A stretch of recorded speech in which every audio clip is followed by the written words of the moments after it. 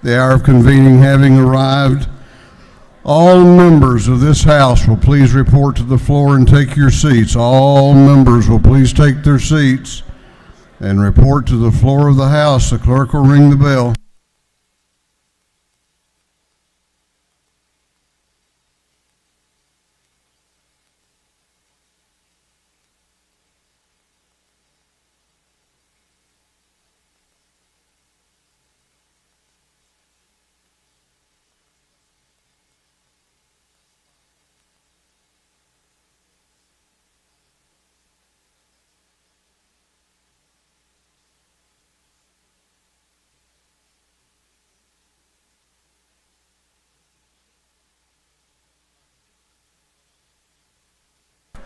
All members will please take your seats.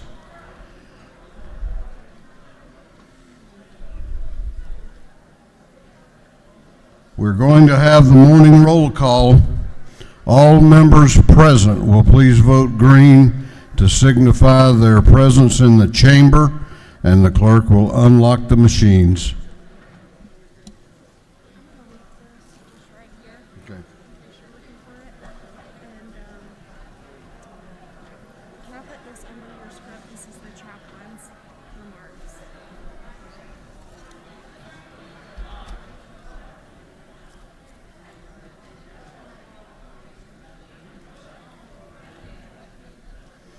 Have all members voted? Have all members voted? If so, the clerk will lock the machines. Doorkeepers will please close the doors and keep them closed. Well, good Monday morning to you, and welcome to day 12 of the session. We will begin our day today with scripture reading and prayer by the chaplain, after which we will pledge allegiance to the flag of our country. Our chaplain this morning will be introduced by the gentleman from the 4th House District, Chairman Casey Carpenter. Chairman Carpenter. Thank you, Speaker. Brothers and sisters of the House, I come before you today to introduce a dear friend as the pastor of the day, Pastor Eric Guile, or Gile if you're a sports announcer, because they always mess his kid's name up when they're announcing the game. Eric has been a friend of mine for 5 years since his family moved to our community. Pastor Guile has been a stabilizing force for a church that has gone through a lot of heartache over the last decade. He and his wife, Maxine, have been a blessing for Christ Church and for our community. But today will actually be the first day I've ever heard him preach, because I don't bring my pastor down here.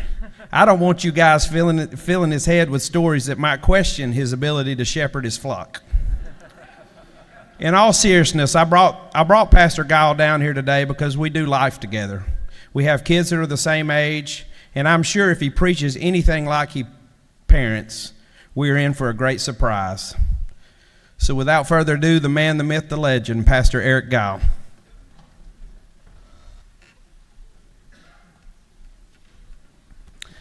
Thank you, Mr. Speaker. Thank you, Casey, my friend, Representative Carpenter, and thank you, representatives of the great state of Georgia, for this opportunity to speak and to pray with you today. This morning, I just want to share a couple thoughts about conflict that's driven by anger.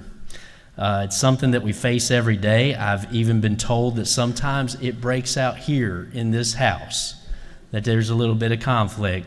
I grew up with conflict on a daily basis. You see, I grew up in Raleigh, North Carolina, back in the early 70s and the early 80s. And that puts me right in the middle of the golden era of ACC basketball. Now, I understand we've lived here long enough that college basketball is basically something that stands in between football season and spring ball. I get that. But growing up in North Carolina, we got into it all the time about basketball. And one time, I remember I was called into the teacher's office after a conflict, after a scrimmage on the basketball court.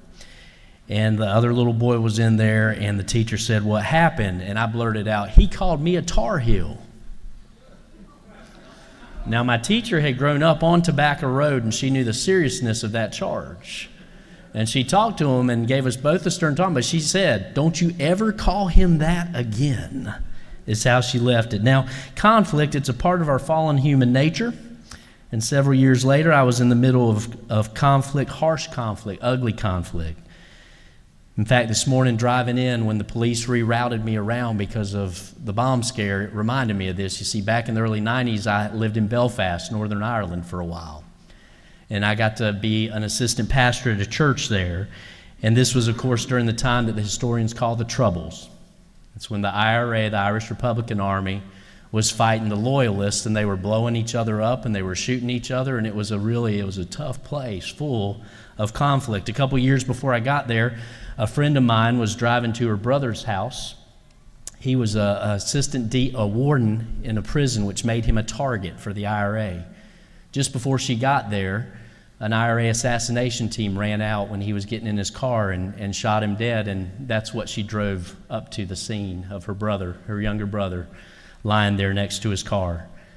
A couple years later, my friend and I and some other Christian ministry workers, we were at a big community gathering, and all of a sudden she tensed up, and we said, "What's wrong?" And she said, the solicitor, the IRA lawyer that got my brother's murderers off with a slap on the wrist, he just walked in the room. And then she started to shake a little bit, and she said, "And I feel like God's telling me I need to talk to him about grace and forgiveness and about Jesus, and I don't want to." And she started shaking. And she said, "Pray for me." And we got around her and we prayed for her. And we prayed for God's peace that passes all understanding to overwhelm her. And y'all, right there before my eyes, the shaking stopped, and she squared up her shoulders and she marched across that floor. She introduced herself to the man, and she shared about how much her brother loved the Lord, he was in heaven, how much she loved the Lord, and how much the Lord, most importantly, loved him. See, that day, conflict ruled by anger did not win, but God's peace did. God has declared that in this world we're going to face trouble, and we will all face conflict, sometimes conflict fueled by anger. But friends, it doesn't win unless we let it. If you invite the Lord in and pray and ask him for his peace to come in, it will, and he wins every time. Today and during this session, when you sense that conflict, maybe by anger arising, I encourage you and I admonish you to take a second and to pray, to ask the Lord to give you his peace that passes all understanding, and to watch as he does just that. Will you please stand now and let me pray for you? Let's pray together. Lord God Almighty, I pray for these men and women leaders in this hallowed chamber right now. Lord, I pray Philippians 4, 6, and 7 over them as they enter into this session. Do not be anxious about anything, but in everything by prayer and petition with thanksgiving. Present your requests to God, and may the peace of God, which transcends all understanding, may it guard their hearts and their minds in Christ Jesus. Lord, may your peace rule over their hearts and over their conversations and over their deliberations as they serve the people of the great state of Georgia. I pray this in the Prince of Peace, Jesus' name. Amen. I pledge allegiance to the flag of the United States of America and to the republic for which it stands, one nation under God, indivisible, with liberty and justice for all. Doorkeepers will unlock the doors.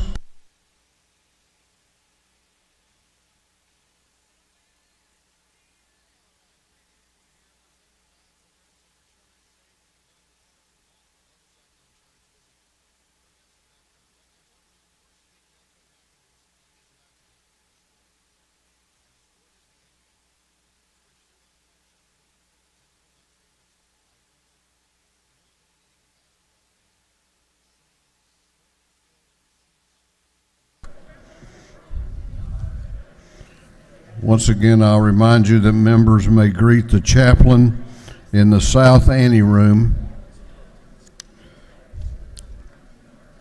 Chair recognizes Chairman Hogan, the chair of the Committee on Information and Audits. Thank you, Mr. Speaker. Your Committee on Information and Audits has read the journal of the previous legislative day and found it to be correct. And Mr. Speaker, Thomas Edison said, "I have not failed. I've just found 10,000 ways that won't work."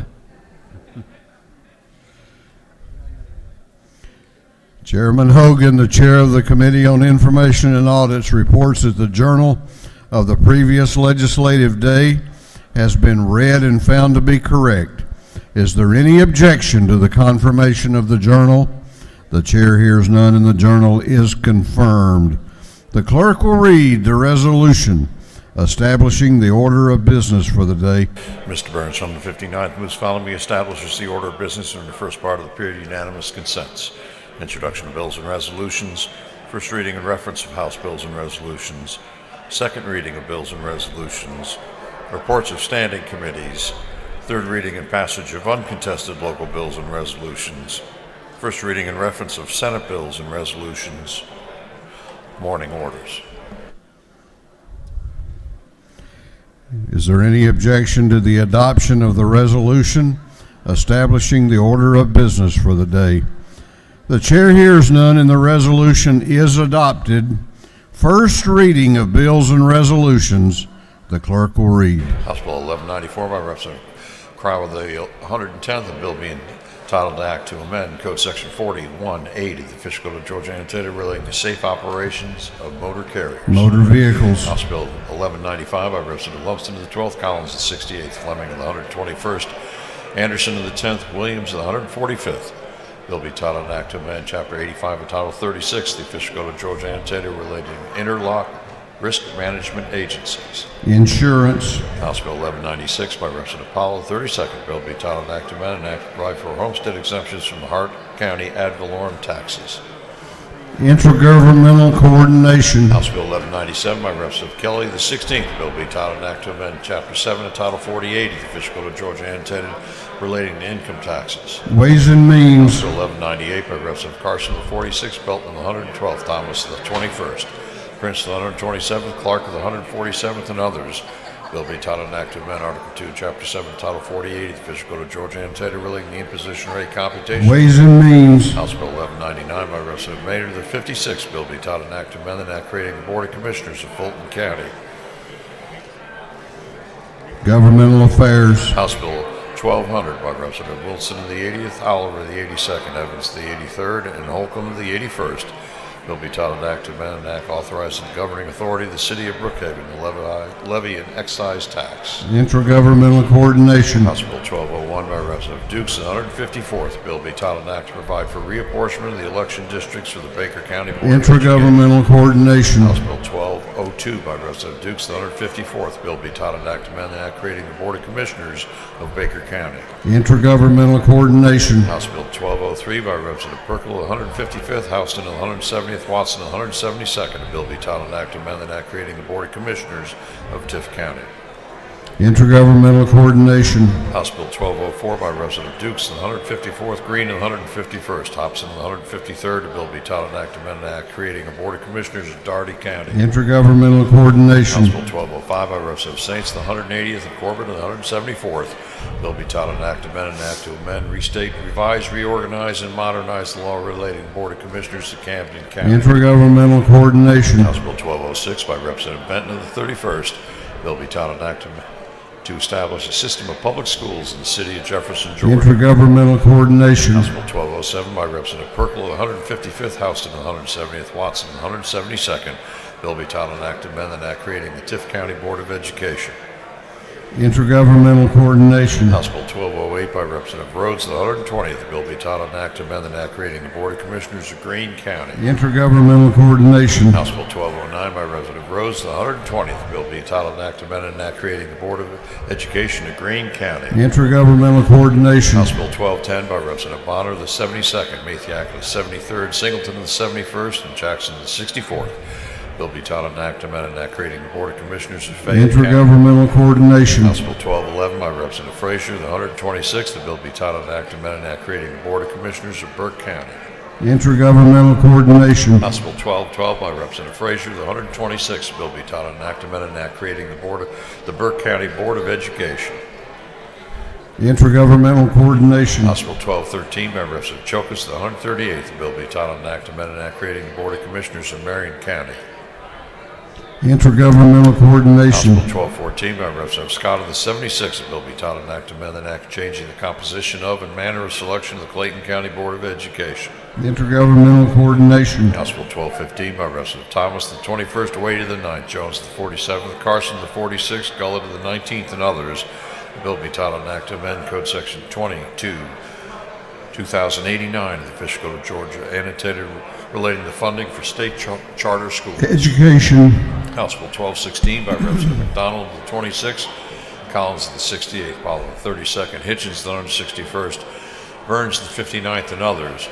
Bill be titled, an act to amend Article 15, Chapter 6, and Title 40 of the Official Code of Georgia, annotated relating to serious traffic offenses. Public safety and homeland security. House Bill 1217 by Representative Irwin of the 28th, Jones the 47th, Dubnik of the 29th, McDonald the 26th, Mathiak the 73rd, and others. Bill be titled, an act to amend Article 2, Chapter 2 of Title 20 of the Official Code of Georgia, annotated the Quality Basic Education Act. Education. House Bill 1218 by Representative Evans of the 83rd, Bentley the 139th, Smith of the 18th, Lovett of the 33rd, Nelson the 125th, and others. Bill be titled, an act to amend Chapter 14 to Title 10 of the Official Code of Georgia, annotated relating to cemetery and funeral services. Judiciary. House Bill 1219 by Representative Houston of the 170th, Jaspers of the 11th, Parrish of the 158th, Tankersley the 160th, Newton of the 123rd. Bill be titled, an act to amend Article 1 of Chapter 11, Title 43 of the Official Code of Georgia, annotated relating to general provisions relative to dentists. Health and Human Services. House Bill 1220 by Representative Clark of the 108th, Holcomb of the 81st, Kennard of the 102nd, and Carpenter of the 4th. Bill be titled, an act to amend Part 2 of Article 6 of Chapter 2 and Title 20 of the Official Code of Georgia, annotated relating to competencies and core curricula. Education. House Bill 1221 by Representative Gamble of the 15th, Cantrell of the 22nd, Washburn of the 141st, Gamble of the 131st, Crowe of the 110th, and others. Bill be titled, an act to amend Code Section 44, 14, 361.1 of the Official Code of Georgia, annotated relating to how liens declared and created. Judiciary. House Bill 1222 by Representative Williams of the 148th, Gilliard of the 162nd, Williamson of the 115th, Lumsden of the 12th, Powell of the 32nd, and others. Bill be titled, an act to amend Code Section 33, 1, 24 of the Official Code of Georgia, annotated relating to insurance requirements. Insurance. House Bill 1223 by Representative Martin of the 49th, Smith of the 133rd, and Rhodes of the 120th. Bill be titled, an act to amend Code Section 48.8.3 of the Official Code of Georgia, annotated relating to exemptions from sales and use taxes. Ways and Means. House Bill 1224 by Representative Martin of the 49th, Stevens of the 164th. Bill be titled, an act to amend Chapter 5 of Title 48 of the Official Code of Georgia, annotated relating to ad valorem taxation of property. Ways and Means. House Resolution 706 by Representative Camp of the 131st, Mathiak the 73rd, and Bonner of the 72nd. A resolution honoring the life and memory of Mr. Rex J. Yerkes and dedicating a bridge in his memory. Transportation. House Resolution 707 by Representative Werkhuizen, the 157th, Evans, the 57th, Wiedauer, the 119th, Gaines, the 117th, Hagan, the 156th, and others. A resolution creating a House Study Committee on Homicide Cold Case Resources. Judiciary. House Resolution 708 by Representative Hawkins, the 27th, Dubnik of the 29th, Donahue, the 30th, and Barr, the 103rd. A resolution honoring the life of Officer Bobby Sue Honey and dedicating a road in her memory. Transportation. House Resolution 732 by Representative Martin, the 49th, Rose, the 120th, Jones, the 25th, and Jones, the 47th. A resolution proposing an amendment to the Constitution shows to change the date by which temporary loans for counties, municipalities, and other political subdivisions. Governmental Affairs. Senate Bill 369 by Senator Dixon, the 45th, Albers, the 56th, Cowser, the 46th, Kennedy, the 18th, Robertson, the 29th, and others. Bill be titled, an act amending an act relating to the education districts for the election of members of the Board of Education in Gwinnett County. Governmental Affairs. Senate Bill 384 by Senator Anderson, the 24th, and Burns, the 23rd. A bill be titled, an act to amend an act creating the Board of Commissioners of Columbia County. Intergovernmental coordination. Senate Bill 385 by Senator Anderson, the 24th, and Burns, the 23rd. A bill to be titled an act to amend an act providing for the election of the Board of Education of Columbia County. Intergovernmental coordination. Senate Bill 386 by Senator Robertson, the 29th. Bill to be titled an act to amend an act creating a Board of Commissioners in Meriwether County. Intergovernmental coordination, governmental affairs. Senate Bill 387 by Senator Robertson, the 29th. Bill to be titled an act to amend an act to reconstitute the Meriwether County Board of Education. Governmental affairs. Senate Bill 391 by Senator Tillery, the 19th. Bill to be titled an act to amend an act creating the Board of Commissioners of Jeff Davis County. Intergovernmental coordination. Senate Bill 392 by Senator Tillery, the 19th. Bill to be titled an act to amend an act providing for the election of members of the Board of Education of Jeff Davis County. Intergovernmental coordination. That completes first readers. Second reading of bills and resolutions. The clerk will read.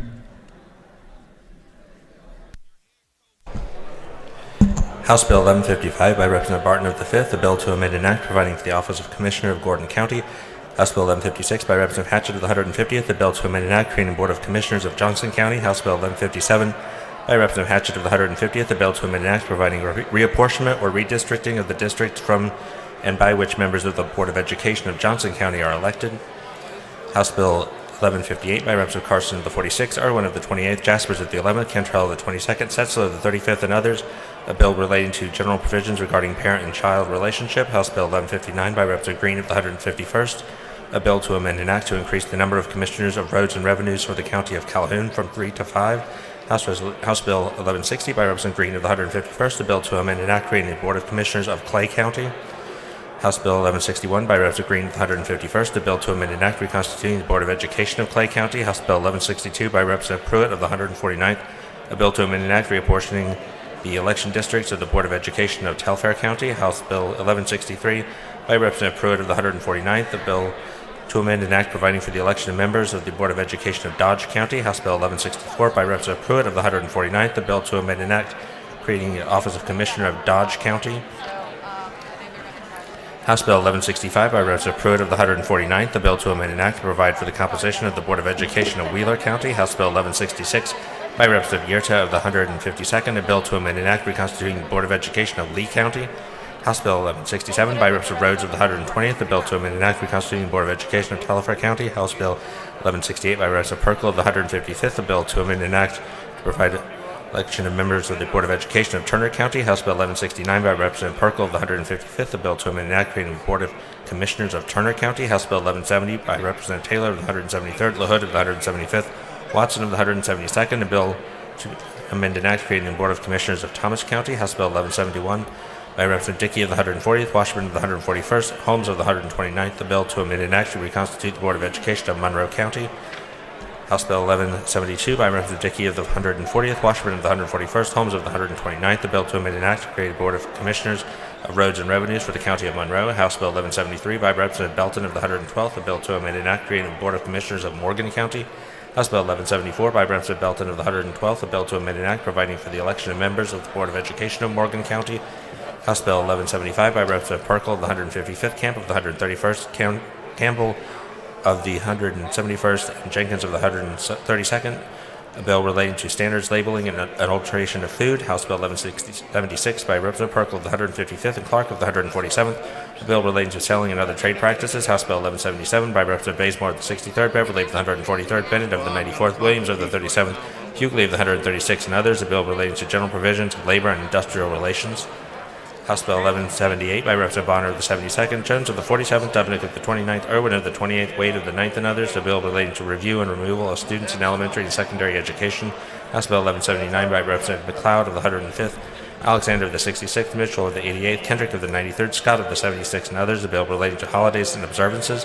House Bill 1180 by Representative Corbett of the 174th, Jaspers of the 11th, Watson of the 172nd, England of the 116th, Taylor of the 173rd, and others, a bill relating to regional commissions.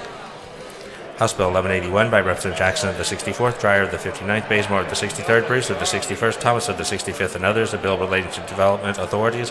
House Bill 1182 by Representative Taylor of the 173rd and Campbell of the 171st, a bill relating to sale or disposition of county real property.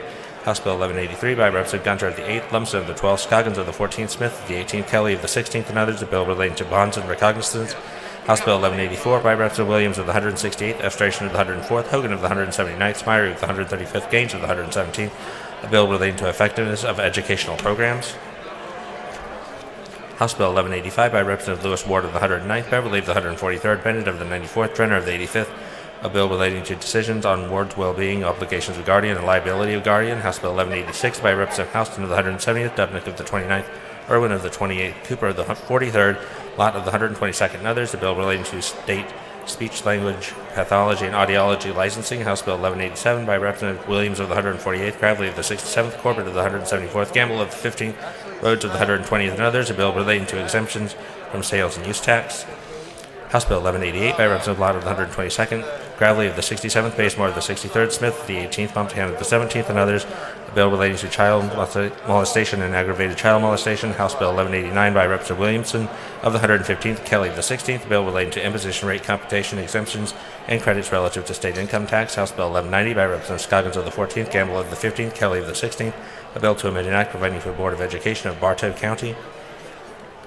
House Bill 1191 by Representative Smith of the 18th, a bill to authorize the Municipal Court of the City of Bremen to charge a technology fee. House Bill 1192 by Representative Cooper of the 43rd, Parrish of the 158th, and Nolowitz of the 42nd, Hawkins of the 27th, Gaines of the 117th, a bill relating to medical assistance. House Bill 1193 by Representative Gamble of the 15th, Smith of the 18th, Bentley of the 139th, Mathis of the 144th, Williams of the 145th, and others. A bill relating to licenses for funeral directors and embalmers. House Resolution 683 by Representative Green of the 151st, Donohue of the 30th, Parkle of the 155th, Buckner of the 137th, and Lumsden of the 12th, a resolution authorizing the granting of non-exclusive easements. House Resolution 684 by Representative Kelly of the 16th, Smith of the 18th, Growley of the 67th, a resolution honoring the life and memory of Judge Dan Peace Wynn and dedicating an intersection in his memory. House Resolution 685 by Representative Williamson of the 115th, a resolution honoring the life and memory of Sergeant James Terry Savage, dedicating a bridge in his memory.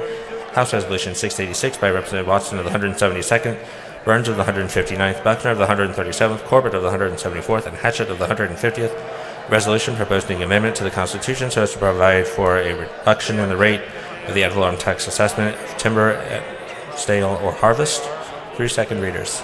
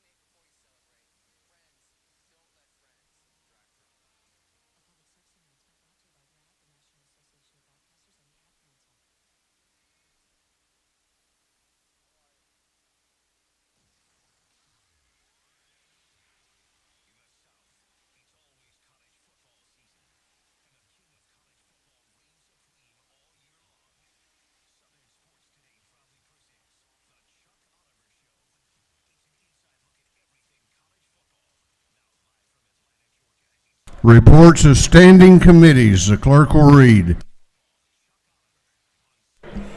Representative Jan Tackersley, the 160th District Chairman of the Committee on Intergovernmental Coordination Local, submitted the following report. Mr. Speaker, your Committee on Intergovernmental Coordination Locals had in consideration the following bills of the House and the Senate. It has instructed me to report same back to the House the following recommendations. House Bill 1102 do pass. House Bill 1104 do pass. House Bill 1105 do pass. House Bill 1106 do pass. House Bill 1108 do pass. House Bill 1109 do pass. House Bill 1110 do pass. House Bill 1111 do pass. House Bill 1112 do pass. House Bill 1113 do pass. House Bill 1114 do pass. House Bill 1115 do pass. House Bill 1116 do pass.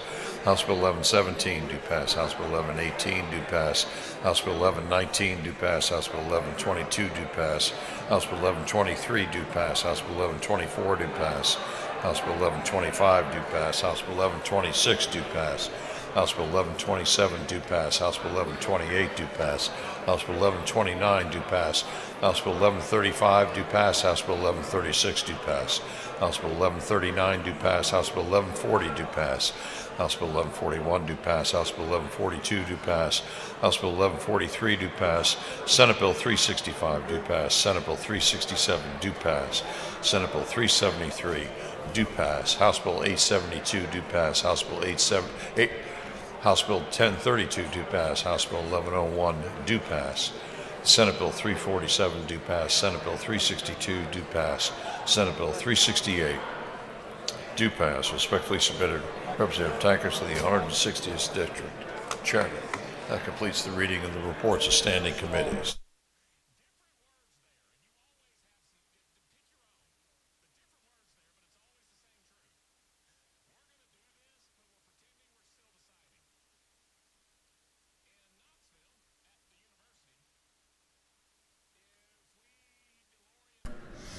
All right, we're going on now to the local calendar.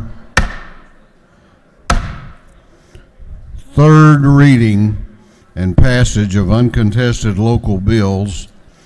You have before you a local calendar and a supplemental local calendar, and we will consider those together.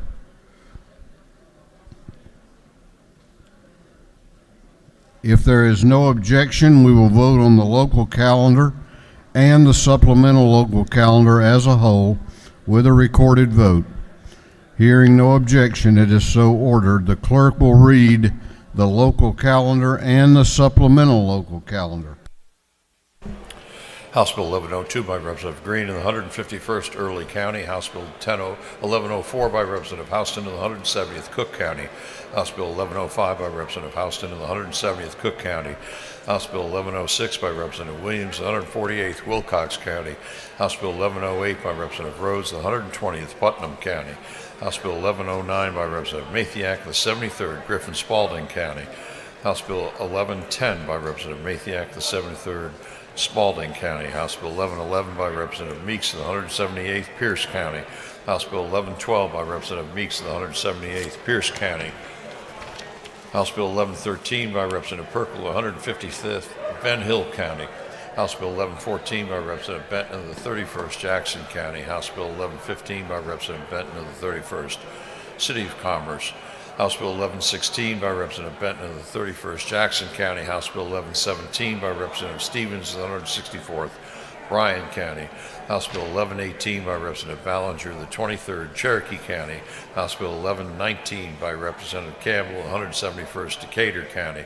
House Bill 1122 by Representative Campbell of the 171st Decatur County.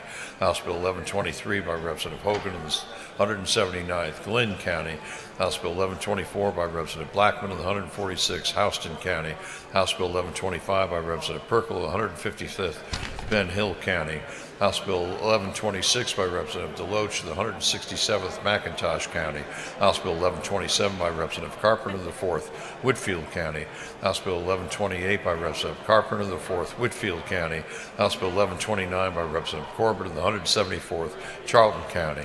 House Bill 1135 by Representative Smith of the 70th Coweta County. House Bill 1136 by Representative Smith of the 70th Coweta County. House Bill 1138 by Representative Werkhuizen of the 157th Tottenham County. House Bill 1140 by Representative Irwin of the 28th Banks County. House Bill 1141 by Representative Irwin of the 28th Banks County. House Bill 1142 by Representative Gaines of the 117th Athens Clark County. House Bill 1143 by Representative Ballinger of the 23rd Cherokee County. House Bill 1113 by Representative Perkle of the 155th Ben Hill County. House Bill 1114 by Representative Benton of the 31st Jackson County. House Bill 1126 by Representative Deloach in the 167th McIntosh County. Senate Bill 365 by Senator Dugan of the 30th Carroll County. Senate Bill 367 by Senator Gooch of the 51st Lumpkin County. Senate Bill 373 by Senator Anna Duarte of the 31st Haralson County. House Bill 872 by Representative Park of the 101st Gwinnett County. House Bill 1032 by Representative Corbett of the 174th, Charlton County. House Bill 1101 by Representative Green of the 151st, Early County. Senate Bill 347 by Senator Gooch of the 51st, White County. Senate Bill 362 by Senator Goodman of the 8th, Lanier County. Senate Bill 368 by Senator Gooch of the 51st, White County. Is there any objection to the previous question being ordered on the local calendar and the supplemental local calendar? The chair hears none. The previous question is ordered. Is there any objection to agreeing to the report of the committee, which was favorable to the passage of the bills? The chair hears none. The report of the committee is agreed to. Shall these bills now pass? All those in favor of the passage of the bills on the local calendar will vote aye. Those opposed will vote no, and the clerk will unlock the machine.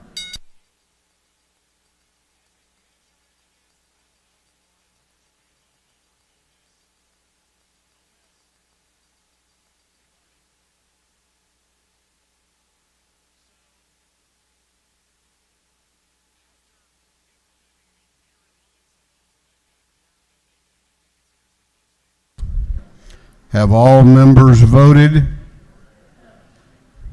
Have all members voted?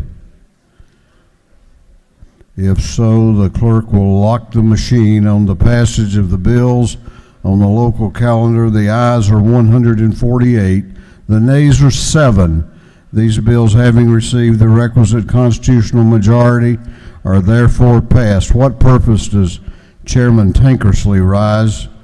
I rise to make a motion. State your motion. I move we immediately transmit the supplemental and the other calendar to the Senate. Chairman Tankersley has moved that we immediately transmit all the bills on the local calendar and the supplemental calendar over to the Senate. Is there objection? Is there objection? What purpose does Representative Derek Jackson rise? Okay. That's what I thought, but I wanted to be sure. There is no objection, and those bills are on their way to the state Senate. On Thursday, February the 3rd, 2022, this House failed to pass House Bill 1062 by the requisite constitutional majority. The lady from the 131st District served notice of a motion to reconsider the action of the House and failing to give House Bill 1062 the requisite constitutional majority. Now is the time for the lady to pursue the motion if she so desires. Mr. Speaker, I'd like to make a motion. State your motion. I still move for reconsideration of House Bill 1062. So you're moving on your motion? Yes. Okay. All right. Representative Camp has moved that the House reconsider its action in failing to give House Bill 1062 a requisite constitutional majority. On the lady's motion that the House reconsider its action in failing to give House Bill 1062 a requisite constitutional majority, all those in favor of reconsideration will vote aye. Those opposed will vote no, and the clerk will unlock the machine.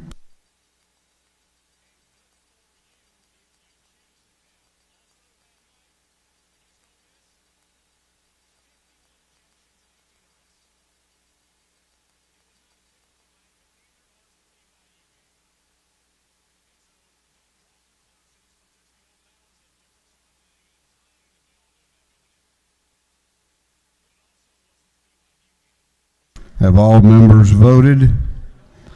Have all members voted? If so, the clerk will lock the machine on the lady's motion. The ayes are 101, the nays are 51, and this House has reconsidered its action in failing to give House Bill 1062 the requisite constitutional majority, and that will be put on a later calendar.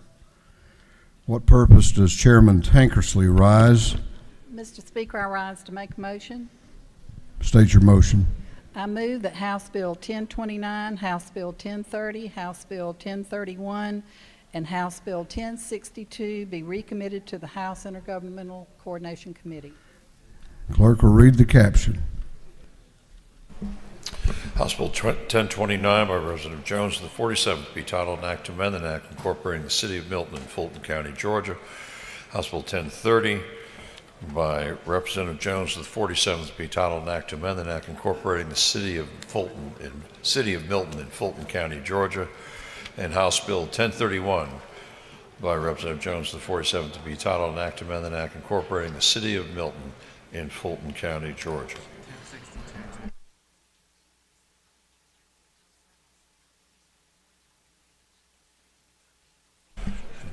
House Bill 1062 by Representative Camp, 131st, to be entitled an act to provide a homestead exemption from Upson County ad valorem taxes.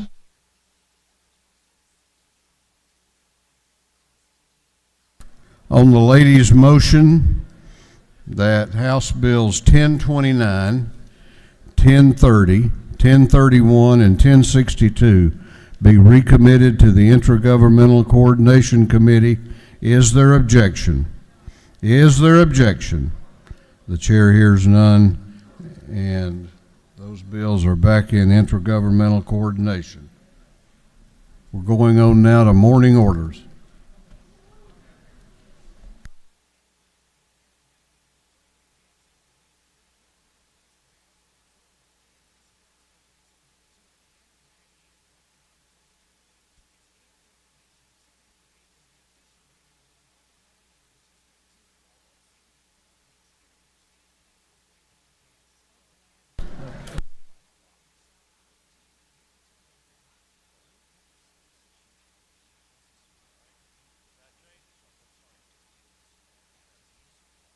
The chair recognizes Speaker Ralston, Chairman Smith, Representative Smyrie, and Representative Smith for a morning order.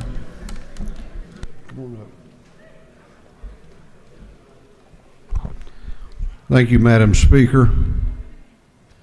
I am honored to be joined in the well today by two of the greatest leaders to ever serve in this body. Make that three, I miscounted.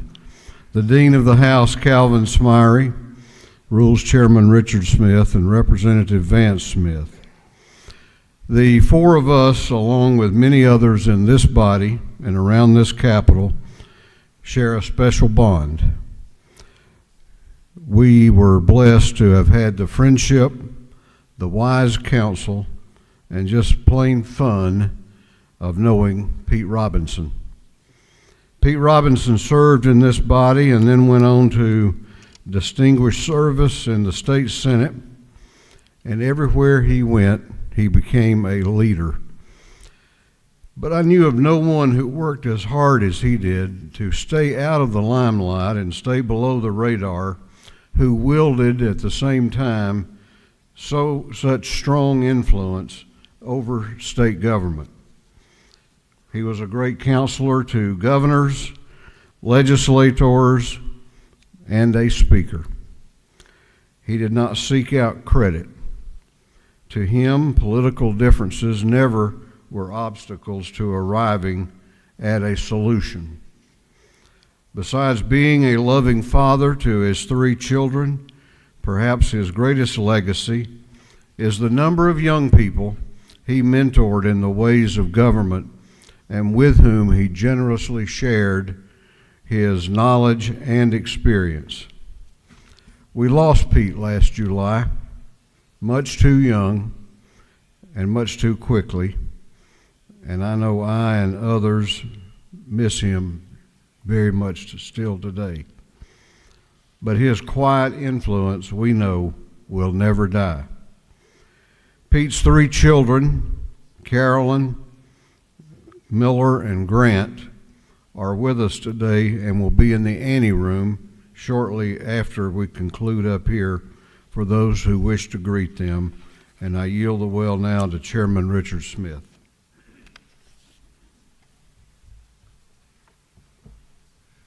Thank you, Speaker. I'm going to take a little different approach because Pete and I were very good friends for over 30 years. There are people who come in and out of our life on a regular basis that make us a better person. And I can tell you right now, if it were not for Pete, I would not have been on City Council. And if it were not for Pete, I would not be here. Pete was a tremendous guiding force in my life. And the last time I talked with Pete was the week before he passed. Now, you remember, he started having issues, and 3 weeks later, he passed. Last time I talked with him, the last words I said is, "Pete, I love you." And he said, "I love you too."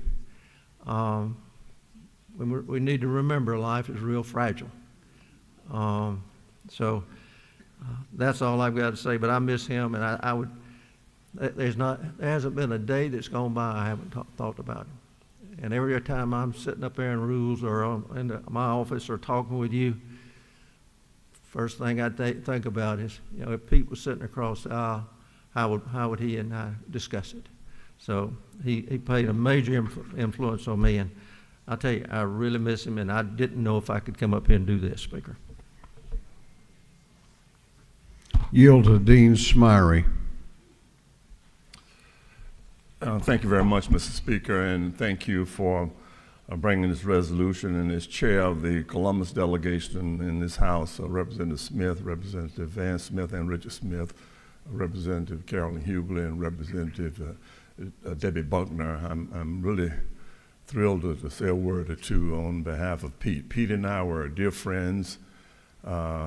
Pete was a very witty guy, and he kind of kept me on the right end of things, and we shared so many memories and moments together. And at the time wearing the day, Mill and Grant brought it by my office, and today I wear it in honor of their father and Jenna. And so he was just a wonderful person. I never seen anybody go as fast and quickly up the leadership ladder as Pete. He came in here in 1985 and stayed for 6 years, and he went to the Senate. And in his freshman year, he became floor leader to Governor Miller. And then he became majority leader, and then became president pro tem of the Senate, all within 4 years of service. So Pete was a tremendous individual, and I'm just honored today to stand here and say a word about his life. And he left a strong legacy, and he did so much in the footprint of Columbus, Georgia, and across the state of Georgia. And so I'm honored today to stand here and to say a word about my friend Pete Robinson. Yield to Representative Vance Smith. Thank you, Mr. Speaker. I love Pete. Pete was a big influence on me when I first ran. I too, as Chairman Richard Smith said, I've known Pete 30 years. And he would call up sometimes just spur of the moment, and he'd go, "We need to talk." That's probably one time somebody called and I didn't really turn a meeting down, because he was so knowledgeable. He loved the state of Georgia, he served the state of Georgia, and he continued to serve the state of Georgia after he left political office. And as said by Mr. Speaker, he was behind the scenes, great friend, loved his family, loved his children, and I hope you'll take a minute to speak to Carolyn and Miller and Grant and tell them, how much you appreciated your friendship and appreciated the work that Pete did for the state of Georgia. Tremendous citizen of our state of Georgia, and he will certainly be missed. Thank you very much, Mr. Speaker. Thank you, Madam Speaker.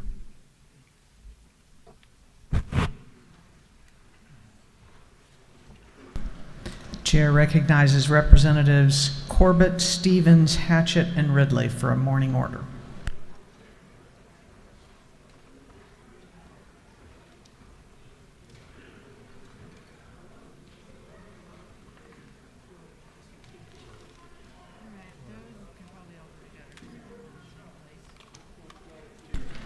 They waive. The chair recognizes Representative Wiedauer for a morning order.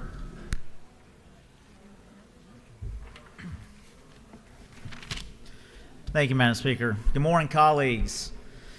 As I walked into church yesterday, someone asked me, "So you going to run again?"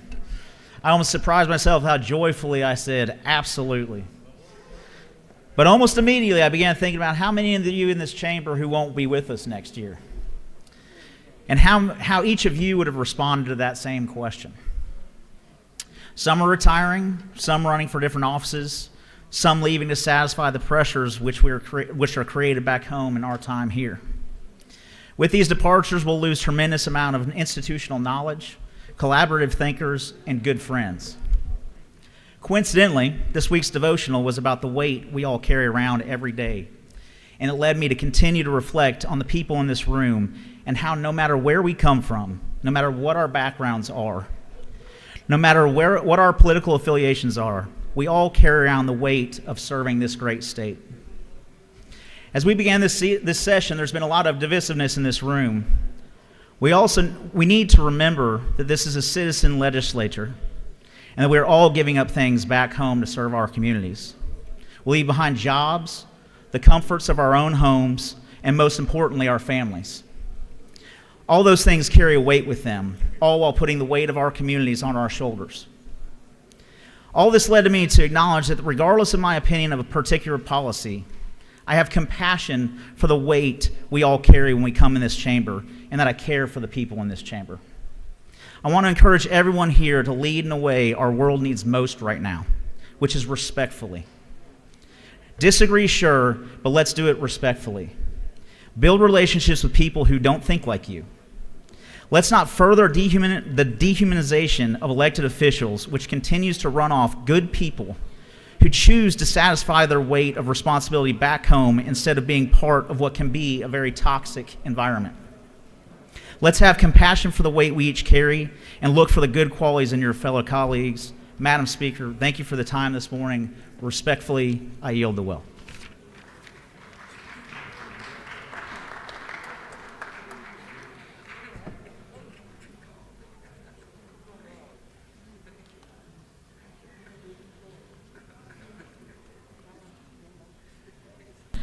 Chair recognizes Representatives Jackson and Williams for morning order.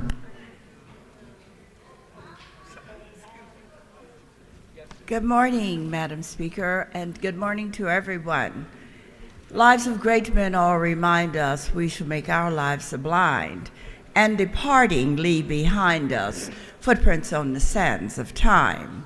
I'm here this morning to ask that you stand with us in the loss of Carolyn Quillen Coleman, the first person arrested in Savannah, Georgia, in the Civil Rights Movement in Levy's department store. Carolyn was a member of NAACP until her death, having served on the board. During the Civil Rights Movement, we worked all over the South, Alabama, Florida, Mississippi. She ended up in Memphis, Tennessee, and later became the field director there, and then went on to North Carolina and became the chief assistant to Governor Hunt. She stayed there, and when she passed away, she was a member of the county commission, the vice chair of the county commission. She was my best friend. We called each other Room. The reason Al is here, Representative Al, is because we came up under the same leadership. So I yield to Al Williams. Thank you, Representative, and thank you, Mr. Speaker. Carolyn, so many years ago, over 50 years ago, as Representative Jackson and myself were being trained by some of the legendary leaders in Savannah, Georgia, Carolyn was always in the center. And confession is good for the soul. I had a crush on Carolyn, a rather deep crush, but I was not as good looking as I am now, so I didn't make it. But Carolyn Quillen Coleman's name will live on in Savannah, Georgia. And as a young guy, I'd catch the bus, a summer ride to Savannah, to go and demonstrate with Carolyn and Edna. And if I got out of jail or didn't go, I could catch a ride back home. Legendary times. Thank you all so much, and thank you, Madam Speaker. Thank you. Chair recognizes Representative Bodie for a morning order.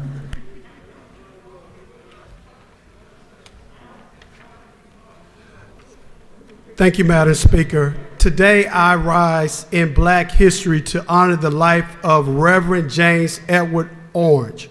Reverend James Orange was both a great civil rights leader and a great organized labor icon. Reverend James Orange was born on October the 29th, 1942 in Birmingham, Alabama. He served as an aide to the Reverend Dr. Martin Luther King Jr. during the civil rights movement. In 1963, Reverend Orange participated in the civil rights marches led by Dr. King and Reverend Ralph Abernathy here in Atlanta, Georgia. Reverend Orange was a project coordinator at the Southern Christian Leadership Conference, known as SCLC, from 1965 to 1970. This action drew more young people into the civil rights movement just by his appointment. He later became the regional coordinator with the AFL-CIO here in Atlanta, Georgia, fighting on behalf of working families. In that role, Reverend Orange worked on at least 300 labor organizing campaigns. Reverend Orange was well respected and liked by all who met him. He had a custom of greeting everyone by calling them leader. Reverend Orange died here in Atlanta, Georgia on February the 16th, 2008. Reverend Orange is one of few individuals who will be remembered in the American Civil Rights Hall of Fame and the American Organized Labor Hall of Fame. Rest well, leader.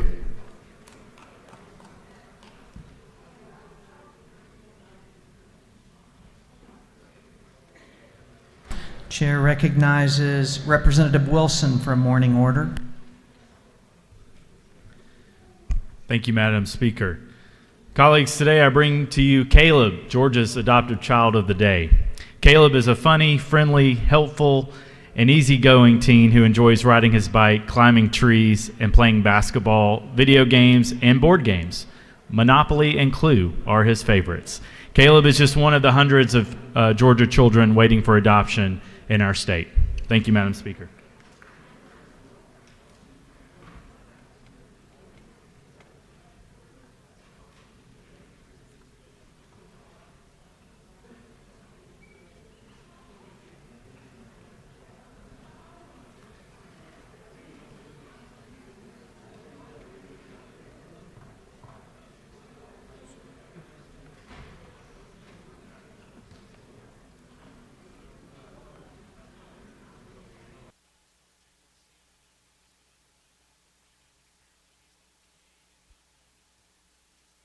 All right, we're going on now to the rules calendar.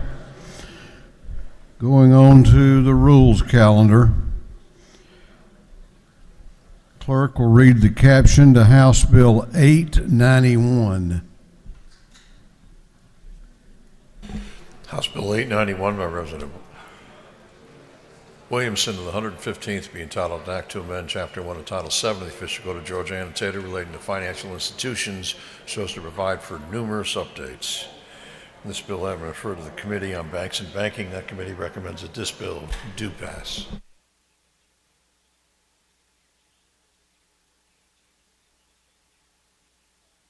We had Representative Williamson here moments ago.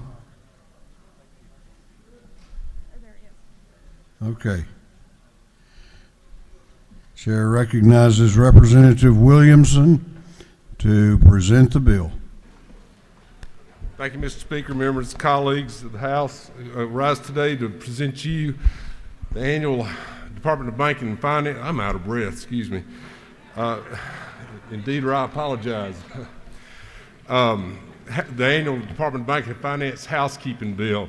This continues our multi-year effort to streamline and modernize the Georgia Banking Code. It touches on all of our financial institutions in Georgia, including credit unions, banks, money service lenders, money transmitters, payment processors, and the like.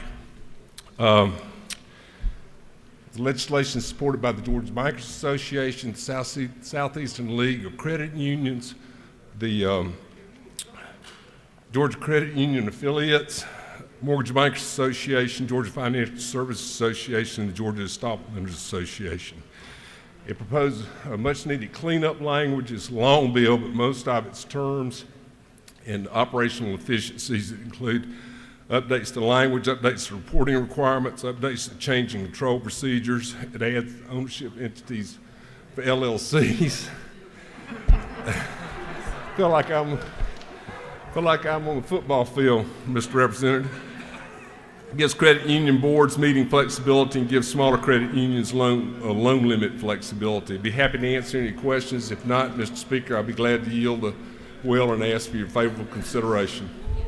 You got a question if you want to yield. Yes, sir. One question, please. Representative Al Williams to your left. Now keep in mind, the representative in the well needs to go get on his oxygen tank. Amen. Thank you, Mr. Speaker. I was going to tell him I'll complete his bill and then walk you down to get a whiff because I didn't understand anything you said. Well, I just want your vote, Mr. Representative. I'll yield the will and ask for the body's favorable consideration. Gentleman has yielded the well. Is there any objection to the previous question being ordered? The chair hears none. The previous question is ordered. Is there any objection to agreeing to the report of the committee, which was favorable to the passage of the bill? The chair hears none. The report of the committee is agreed to. Shall this bill now pass? All those in favor of the passage of the bill will vote aye. Those opposed will vote no, and the clerk will unlock the machines.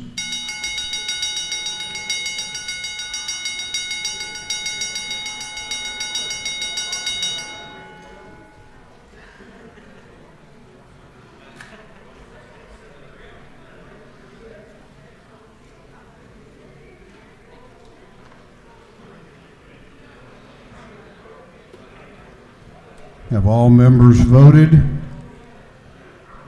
Have all members voted? If so, the clerk will lock the machine on the passage of House Bill 891. The ayes are 151, the nays are 0. This bill, having received the requisite constitutional majority, is therefore passed. Clerk will read the caption to House Bill 1055.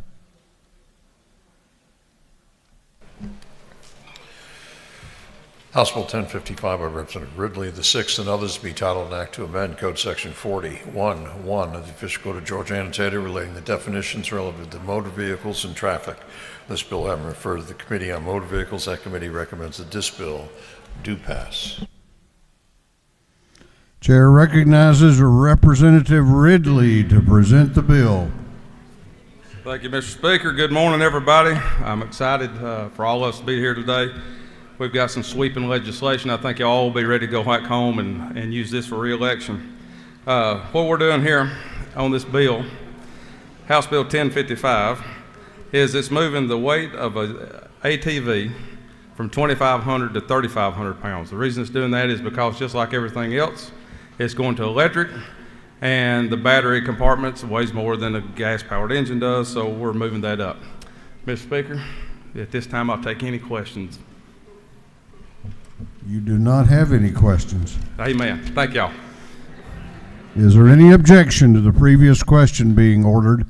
The chair hears none. The previous question is ordered. Is there any objection to agreeing to the report of the committee, which was favorable to the passage of the bill? The chair hears none. The report of the committee is agreed to. Shall this bill now pass? All those in favor of the passage of the bill will vote aye. Those opposed will vote no, and the clerk will unlock the machines.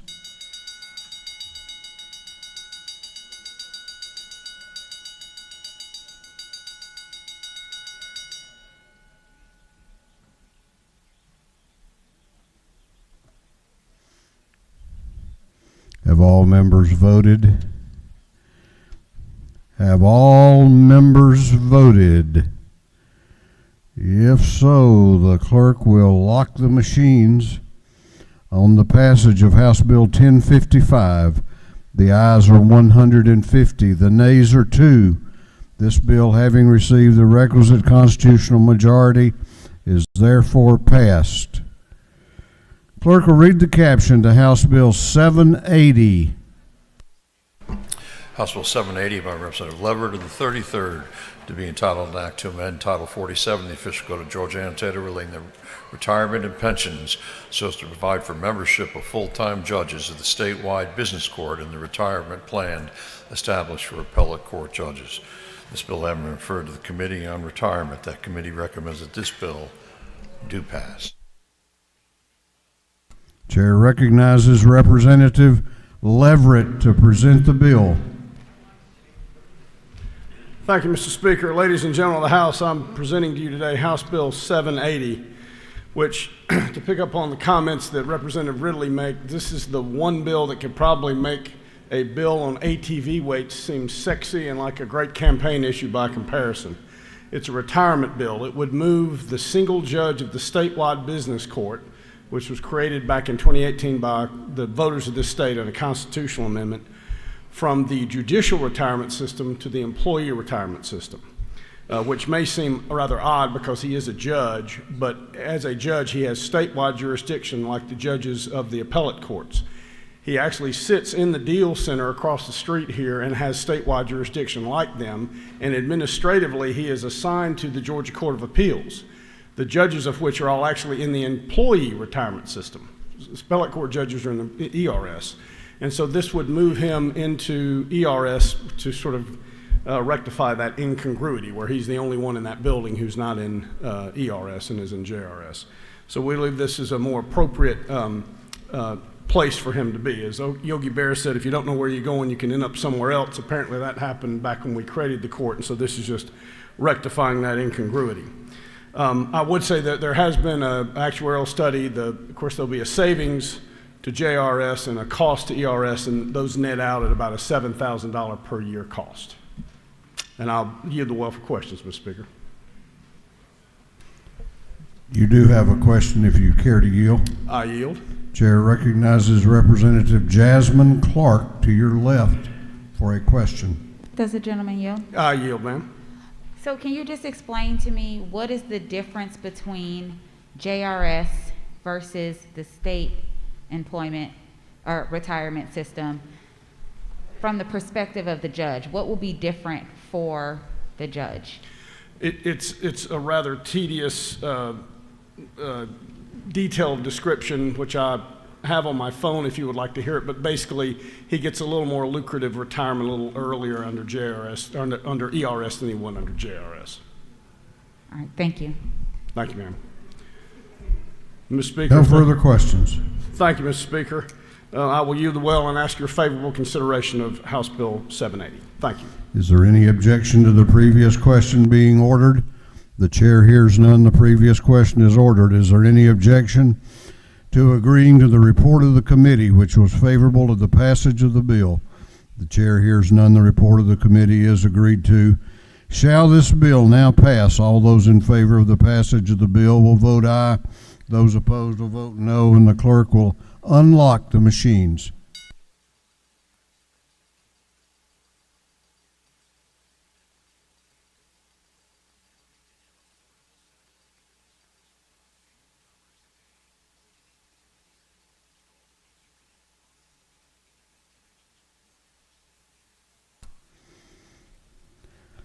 Have all members voted? Have all members voted? If so, the clerk will lock the machines. On the passage of House Bill 780, the ayes are 152, the nays are 0. This bill, having received the requisite constitutional majority, is therefore passed. You feel better now, Representative Williamson? Okay. Clerk will read the caption to House Bill 899. House Bill 899 by Representative Williamson of the 115th and others, to be titled an act to amend Title 13 of the Official Code of Georgia Annotated relating to contracts so as to provide for the legal effects of discontinuance of LIBOR on contracts, securities, or instruments. This bill having referred to the Committee on Judiciary. This bill having referred to the Committee on Banks and Banking. That committee recommends that this bill do pass. Chair recognizes Representative Williamson to present the bill. Thank you, Mr. Speaker. Well, good morning. I come to you as a new and refreshed representative this morning to bring you another bill, House Bill 899, LC 502059ER. And Mr. Speaker, actually, Representative Wilkerson mentioned to me that he had never seen me so flustered before presenting any of this legislation, and he reminded me we had a new Banks and Banking Committee chair, and he was wondering if that might have something to do with it. But He's striking fear in the hearts of his committee members. Amen. This bill, in all seriousness, is the second part of the Department of Banking and Finance's legislative package this year. For those of you that are familiar with, and all of us are, the Wall Street Journal prime floating rate, a lot of notes, anything from borrowing for small commercial needs through long-term mortgages oftentimes are floating on Wall Street Journal prime. There is an analogous rating mechanism known as LIBOR, the London Interbank Offered Rate, that's been used more traditionally in Europe in more sophisticated financial transactions. But long story short, because of some misbehavior in that marketplace back during the meltdown around 2015, the international banking community got together and decided that pricing mechanism needed to be replaced. And the alternative pricing mechanism is known as SOFR, the Secured Overnight Financing Rate, which, unlike the LIBOR rate, this is based on actual financial transactions. It's going to be controlled and regulated by Alternative Rate Advisory Committee, which is made up of major financial institutions, oversight committees, consumer advocate organizations, and such. LIBOR will completely go away in the end of June of 2023, and the fear is that there might be contracts hanging out there that reference LIBOR with no fallback language. This bill simply adds a fallback language for SOFR for the protection of both the borrowers and the lending community. Mr. Speaker, that's what the bill does. Be happy to answer any questions if anybody has any. If not, I'll yield the well and ask for your favorable consideration. You have a question if you care to yield. Yes, sir. I'd be happy to. Chair recognizes Representative Gullett to your right for a question. Thank you, Mr. Speaker. Does the gentleman yield? Be happy to. Isn't it true that the LIBOR transition is an issue for all states, and in passing this, Georgia is adopting a nationally recognized standard language to ensure that our citizens, financial institutions, all have a clear way through this worldwide issue? It gives us an alternative way to address the disappearance of LIBOR. You're absolutely correct. 2 states have already passed this model language. We'll be the third. There's numerous states lined up to get it in place. Again, it's all about making sure that when the final shoe drops and LIBOR pricing completely goes away, there will be alternative language if needed. Thank you. This is a good bill. Mr. Speaker, I'll yield the well and ask for the body's favorable consideration. Is there any objection to the previous question being ordered? The chair hears none. The previous question is ordered. Is there any objection to agreeing to the report of the committee, which was favorable to the passage of the bill? The chair hears none. The report of the committee is agreed to. Shall this bill now pass? All those in favor of the passage of the bill will vote aye. Those opposed will vote no, and the clerk will unlock the machines.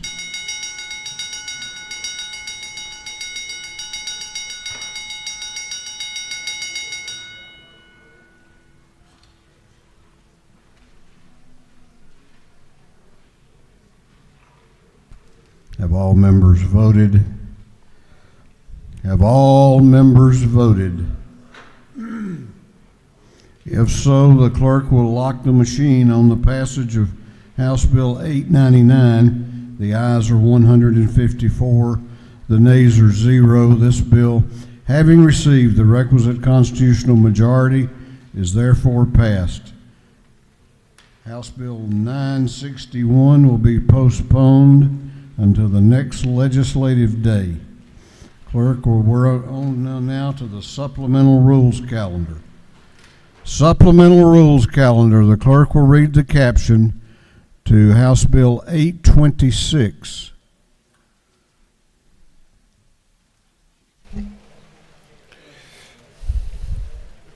House Bill 826 by Representative Earhart of the 36th and others, to be entitled an act to incorporate the city of Lost Mountain. This bill has been referred to the Committee on Governmental Affairs. That committee recommends that this bill do pass by committee substitute. The Rules Committee has voted to limit debate to a total of 1 hour on all legislation. That will be divided by the chair, 30 minutes to each side. That does not include the initial presentation by the author, nor does it include the minority report or the chairman's report. Chair recognizes Representative Earhart to present House Bill 826. Thank you, Mr. Speaker. Ladies and gentlemen, I present for your consideration House Bill 826, which would authorize a local referendum to create the city of Lost Mountain, Georgia, in western Cobb County. Essentially, this bill would, when passed, allow the voters who live within the proposed city limits to decide for themselves whether or not they wish to incorporate. This is about local control. This is about bringing representation closer to the voters. For a little perspective, and I can give it to you because I live in this part of the county and have for 50 years.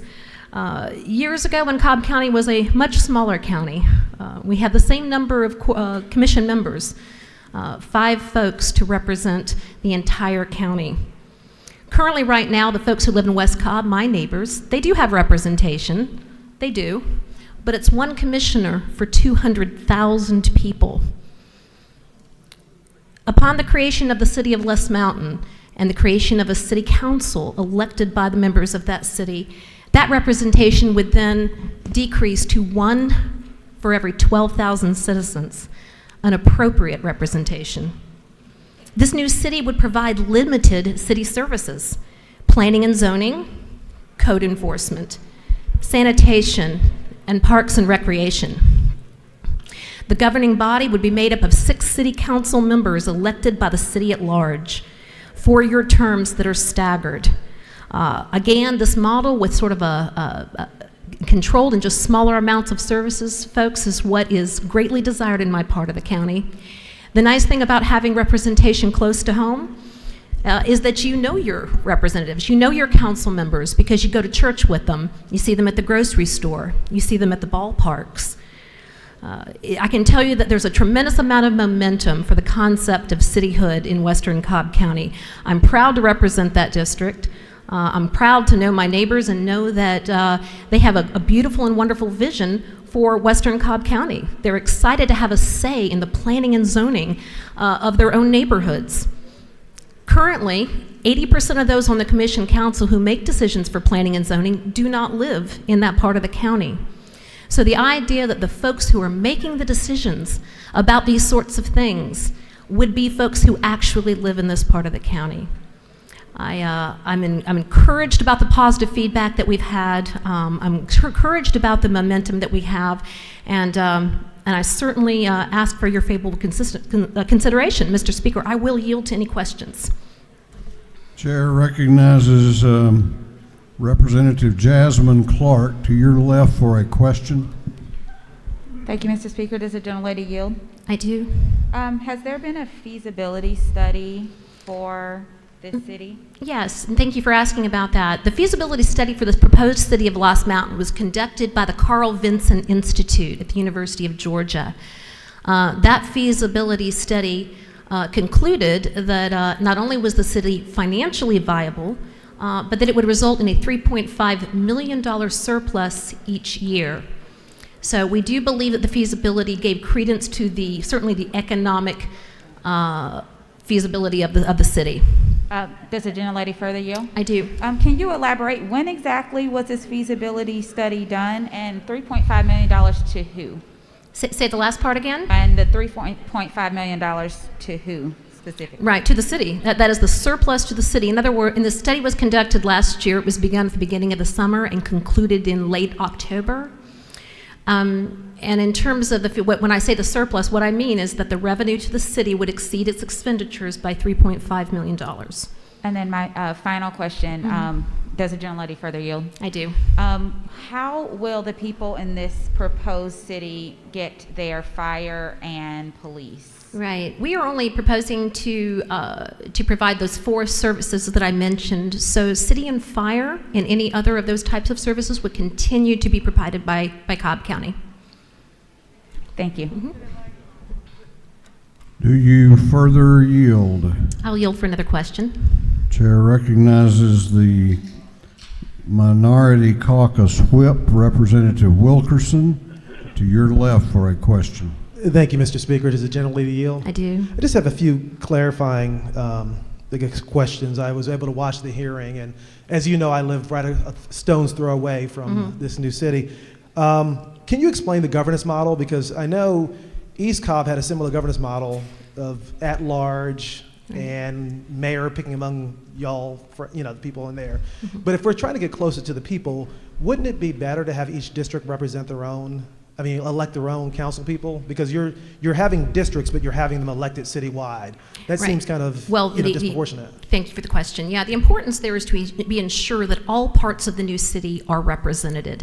That's why there is a requirement. There are 3 districts in the new city. With a city council of 6 people, the requirement is that 2 from each district must live in that district. That way we ensure that all parts of the city are represented, the interests, and that is very important. Then those 6 seats are elected by the city at large. So in other words, they are also, you will find that makes those representatives accountable to all of the citizens of the city, and yet they represent and they come from, or they live in the community of one of those districts. That's important because sometimes you could have an issue in one district, let's say it's a new development or something, that could have effect on the other districts as well. So that is so it is 6 total council members. Thank you. 2 final questions. And that, what you described kind of reminds me of those multi-member districts back in the early 2000s where we had multiple people representing to kind of influence the election in a certain way by putting everybody together. But I can also digress. Mention that sort of that mayoral model and that process is working very well in Thomasville and Rome. Those are good examples. Yeah, okay. Second question is, as far as the revenues, you mentioned a $3.5 million surplus. Will there be additional taxes for these residents? Will their taxes go up? Taxes will not go up. Okay, I'm just kind of confused. I'm looking at line 1002 where it says new revenues from utility franchise fees. So is that the bill incorrect, or is that well no, new revenue makes me think it's new the taxes? revenue exists but currently goes to the county, but that revenue would then be directed to the city. Okay, thank you for that clarification. And then final question, the letter that we talked about earlier, and I'm sorry, do you yield for one last question? I will. Thank you. You should have from the elections director her concern about having a May primary. Is that any concern at all as far as pushing this through? I'm aware I did not receive a copy of that letter, but once you mentioned it in the Rules Committee early this morning, I did have an opportunity to call her, and I did actually speak to Janine Eveler from the Cobb Board of Elections, and just to kind of clarify, she indicated to me that her preference would be for a November referendum. However, it's certainly not required. And we certainly are working with expediency here to move this along just as quickly as possible so we can give the good folks of Lost Mountain the opportunity to decide for themselves whether or not they'd like to incorporate. Mr. Speaker, thank you so much for the time, and I do yield the well. Lady has yielded the well. We have members who have signed up to speak both ways on the bill. Chair recognizes Representative Anulowicz to speak to the bill.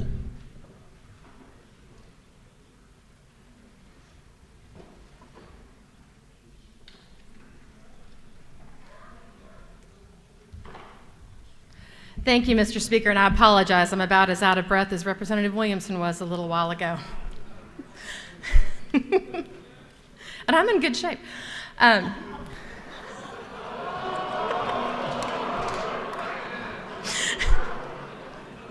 But I digress. I just want to point out real quickly, just like I did with a cityhood bill we had in here a week or so ago, I have some real concerns with the governing structure of this city. You know, we hear a lot of people talk about how, you know, everyone, and I don't disagree. Communities should absolutely have this ability to vote to self-determine what they want to do. Do they want to incorporate? But again, they need to be able to do it with their eyes wide open. And we hear from folks who have said in the past, well, you know, Cobb County, we have all these great cities. We've got Smyrna, we've got Marietta, elsewhere, we've got, you know, Roswell, we've got all of these amazing cities in Georgia, and that's absolutely true. But this city isn't like those cities. This city isn't like those cities. And not just because it only offers a smattering of city services, but because you have these at-large seats. And yes, several of the people do have to live in their district, but because you have these at-large seats, you can absolutely have a supermajority on the city council that could live in one subdivision, because you could have one person in their district and then the three other at-large could all live in that same subdivision. Not only that, the mayor isn't elected citywide. This would be the largest city in Cobb County. With that comes a couple of things. For example, the chair of the Board of Commissioners and the mayor of the largest city in Cobb have a seat on the Atlanta Regional Commission Board. Should the person who gets that seat be selected by the supermajority of 4 people who could potentially live in one subdivision? That is not what I think people think they're getting when they think they're getting a city. They think they're getting true representative democracy, just like we have in Smyrna or you have in Marietta, where the council members have to live in the district that they represent. The mayor is elected citywide. You have checks and balances when you have that also. I don't oppose new cities. I don't oppose citizens being able to have that self-determination to form a city, but again, I think they need to know what they're getting, and I think there needs to be a structure that actually gives them what they think they're getting, and this governance structure is not that, and I yield the well. Chair recognizes Representative Mary Frances Williams to speak to the bill.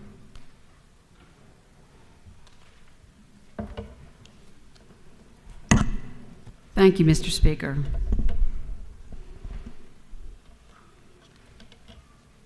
So I've lived in Cobb my whole life.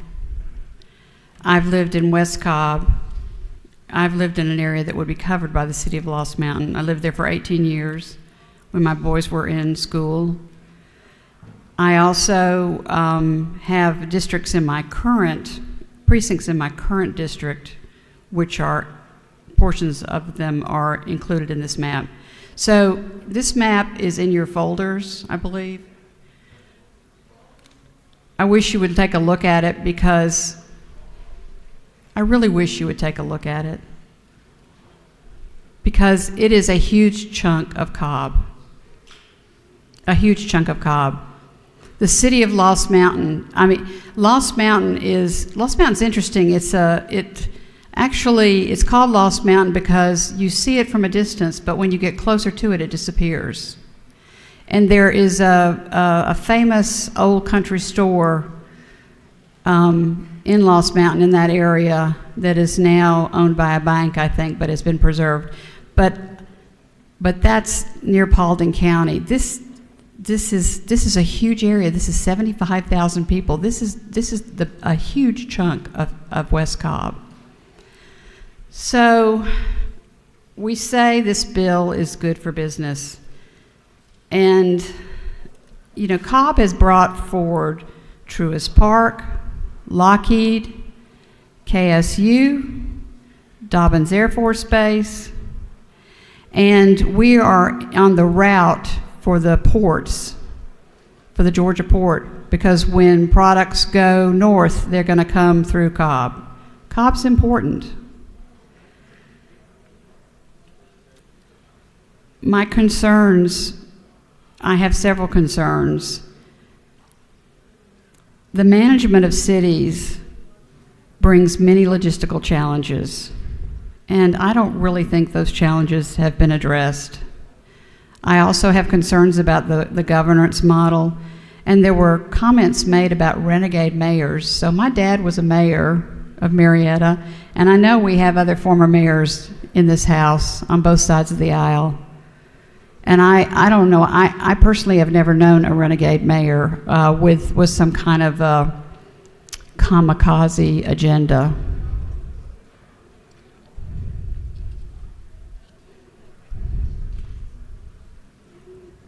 Also, there is the concern about not being able to manage this election in time.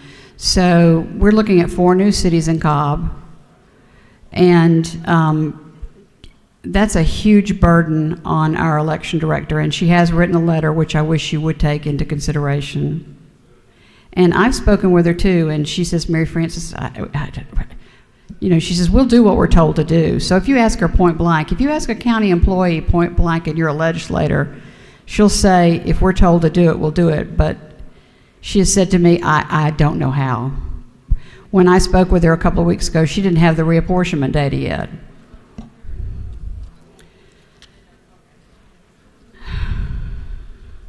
I'm not anti-city either, and I have anti-cityhood, and I have been told that I really should just stay away from this. This is a lost cause. Mary Frances, why are you bothering with it? So I'll tell you why I'm bothering with it. I love Cobb just the way you love your counties. And I hear you talk. I know you love your counties and your cities the way I love Cobb. I really love Cobb County.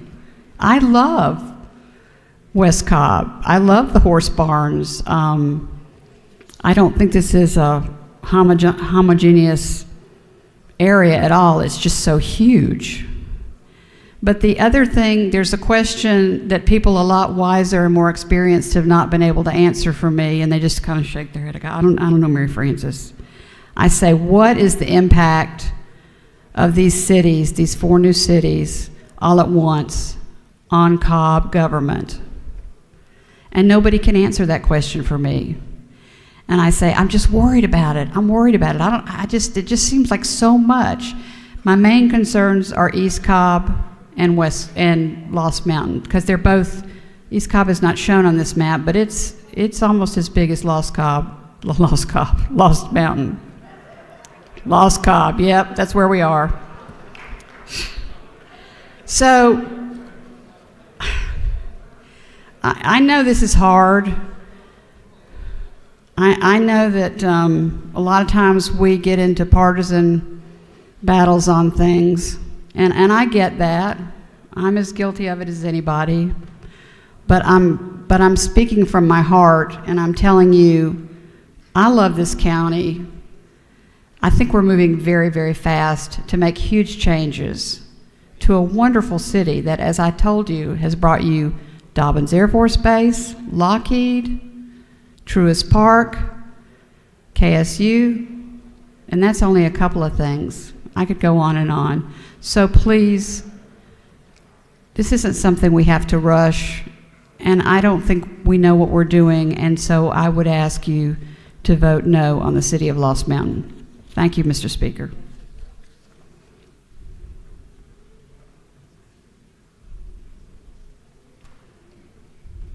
Chair recognizes Representative Seabaugh to speak to the bill.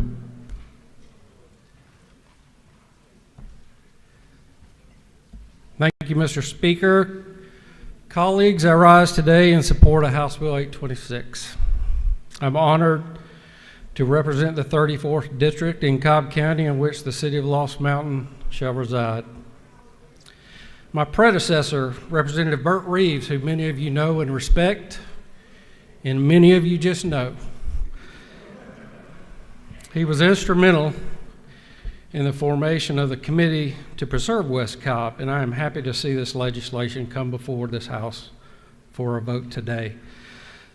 For many reasons you've heard today, this city makes sense.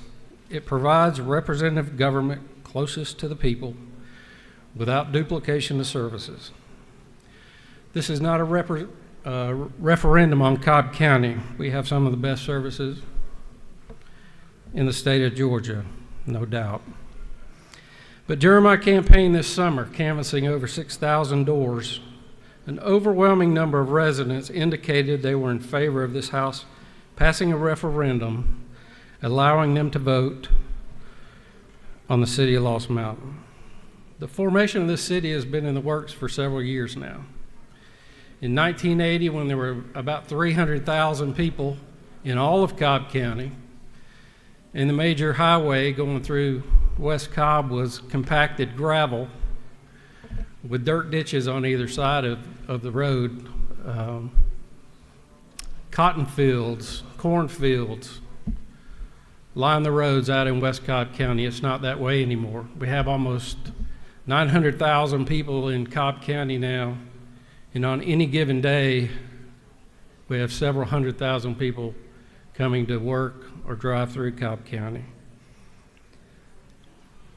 For these reasons, among others that you've heard today, I ask for your favorable consideration of House Bill 826. Mr. Speaker, I yield the well. Chair recognizes Chairman Ed Setzler to speak to the bill. Thank you, Mr. Speaker. Ladies and gentlemen, House, I did want to address some of the questions raised. Just highlight for members, before I served in office, I was at a town hall meeting and was there with sandals, khaki shorts, and a t-shirt. And we were talking to our local elected official in Cobb County about a school that was being built in our area, and we wanted to make sure that some basic little small details about developing the school site went into the plan to work with the neighborhoods around it. We talked about a little trail where our kids could walk to school, and in the swirl of all that, and we don't have a lot of time to talk today, I'll never forget, we had 60 people in that town hall meeting. And I don't want to call our school board member out by name, but that trail never got built. Those folks in that town hall meeting who asked for something very, very, very, very simple in the big churn of a county with over 700,000 people in it, just details didn't get taken up. I live in unincorporated Cobb now. I like my commissioner. In fact, as a state representative, it's easy to get your county commissioner to return your phone call. I'm sure you all know that. But the challenge is, when I ran for office for the first time, I ran for one reason: so that regular people could matter. I didn't have a political resume before I ran. I wasn't really involved in politics. I was raised in a small family, working for an engineering. And the sense in which regular folks' voice needs to be present, needs to be heard, and needs to have a role and have meaning in representative government, that is the essence of what the city of Lost Mountain is all about. Currently in Cobb County, one elected official, really all of whom I get along with well and do their best to serve, serves 192,000 constituents in unincorporated Cobb. If you want to have an easement taken care of, you want to have a pothole fixed, you have anything addressed to your county commission, you have 192,000 people for one commission district and a chairman that represents the entire county. In fact, your backyard is really ultimately controlled. The local zoning decisions, the things that affect your backyard and your street, are controlled by people in posts that you don't vote for. Your backyard is really controlled by folks you can't elect.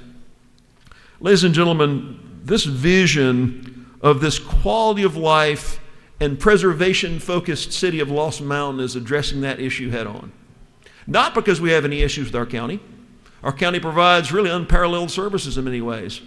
In fact, that's the reason why the city of Lost Mountain will continue to get police and fire and other services from Cobb County, because they do a good job of that. But those things that matter a lot to people, what happens in your backyard, what's the nature of growth and change and zoning and planning and quality of life and parks and rec and trash collection, those things, we believe, with that focus on quality of life and preserving the really unparalleled rural residential, very low density residential nature of Lost Mountain is something that's worthy of preserving. And when overlaid with this issue of representation, that every person ought to be able to vote for the elected officials that affect their backyard, is really the impetus behind the city of Lost Mountain. Mr. Speaker, I will say the question was raised about the governance model. I think it's a very strong one. Our governance model is based on consensus. the council members appointing a mayor to serve on 2-year terms, that same model is used in the city of Thomasville with great effect. It's used in the city of Rome. Again, a city of more than 50,000 people with great effect. This isn't a novel concept, but it's one that focuses on consensus, so the mayor really serves as the first among equals, because the focus of the city of Lost Mountain is building common vision and moving forward as a consensus city focused on quality of life, not ramming down tough 4-3 votes or using mayoral vetoes to try to solve squabbles and fights. There's great consensus about what the vision, long-term vision for Lost Mountain should be.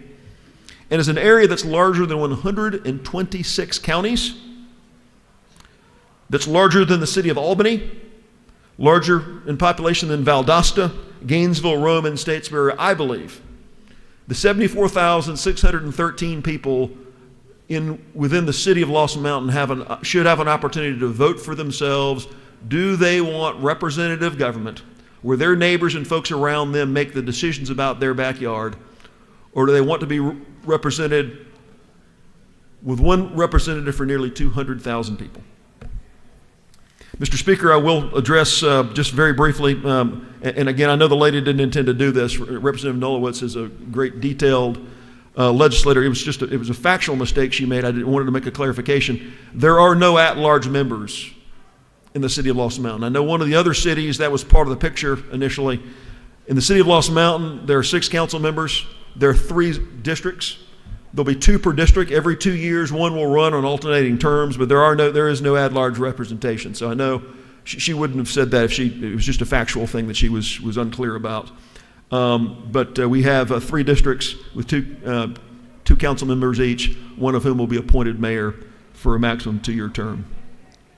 Mr. Speaker, as I wrap up, I would just say we'll commit this to you. I think the schedule of elections with the yes or no vote in May and the election of the council members in November will maximize involvement. The yes or no vote in May, which the Cobb Board of Elections does have the ability to make happen. We're talking about the city limits are along major roads. I know the boards of elections have had problems with annexations of individual parcels in the past, but these roads are clean. They're very easily defined. So it is yes, what we do here does add a little to the responsibilities of our boards of election. But Cobb County has one of the best boards of election in the state. We have tremendous resources, and the May 22 primary date will allow this yes or no vote to happen with maximum participation, so that in November, with the maximum participation, all the elected officials who would represent the city can be elected. To do otherwise would be to require a special election to be put on board by our Board of Elections. Elected officials will be elected in March with very low turnout. A May yes or no vote and a November decision on our elected officials maximizes public involvement in this very important decision to give representative government to 74,613 people, just like you and I were before we were elected. With that, Mr. Speaker, I would urge your consideration and your vote for HB 826, and I yield the will. Gentleman has yielded the will. It's my understanding that the minority report is being waived. No request for the chairman's time. Mr. Clerk, you want to ring the bell?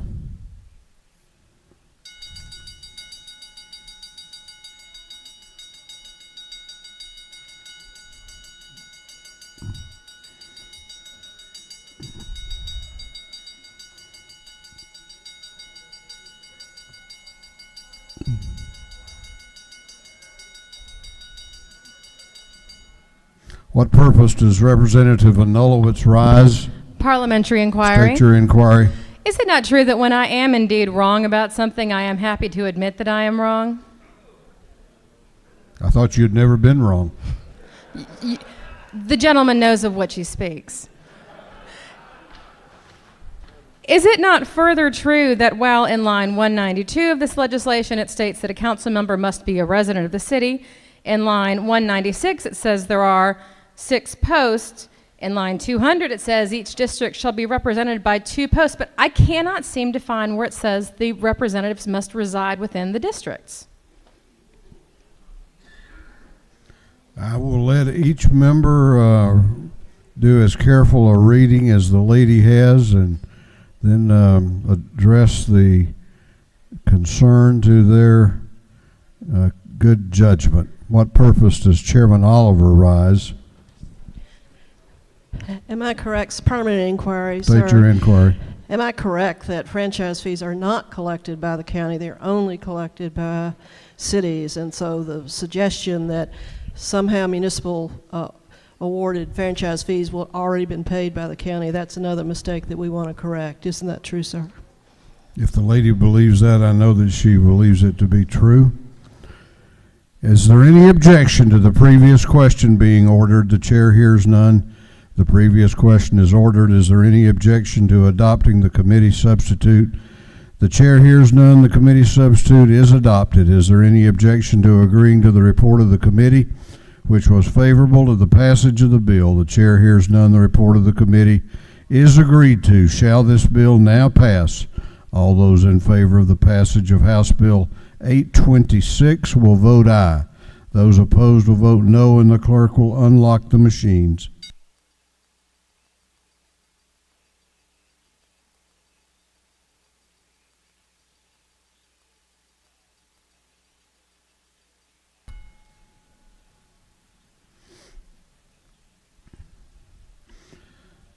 Have all members voted? Have all members voted? If so, the clerk will lock the machine on the passage of House Bill 826. The ayes are 92, the nays are 61.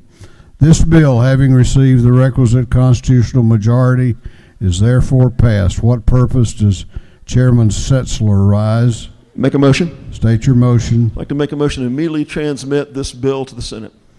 Chairman Setzler has moved that House Bill 826 be immediately transmitted to the Senate. Is there objection? There is objection. All those in favor of immediate transmittal will vote aye. Those opposed will vote no, and the clerk will unlock the machines.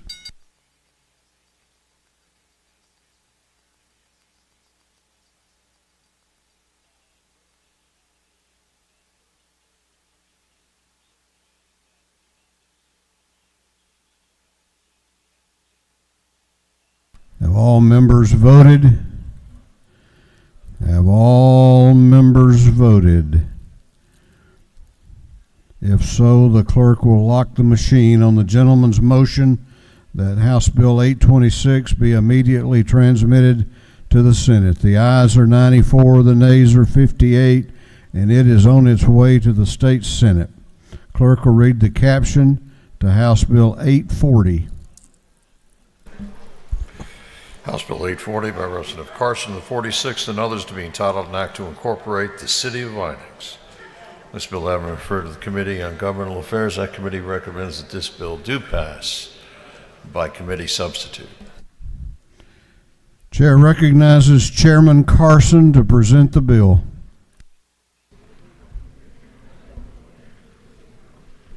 Thank you, Mr. Speaker. Folks, last year, of course, we went through the process, but we introduced a proposal for the community of Vinings to incorporate in House Bill 840. What this bill would allow would be for much of the similar arguments that you've heard for Lost Mountain, but some a little bit different. You can see on the screens to your right and left a picture of City of Vinings as the boundaries as proposed. I want to first start off by saying that this is a much smaller entity than what we have debated in this body previously. This is only 7,000 individuals as proposed. This bill would provide for a public referendum on Vinings cityhood with a May 24th primary and looking to have November elections later this fall. The entire area is currently completely within unincorporated Cobb County and has, like I said, a population of about 7,000 residents. This would be a very light city, if you will.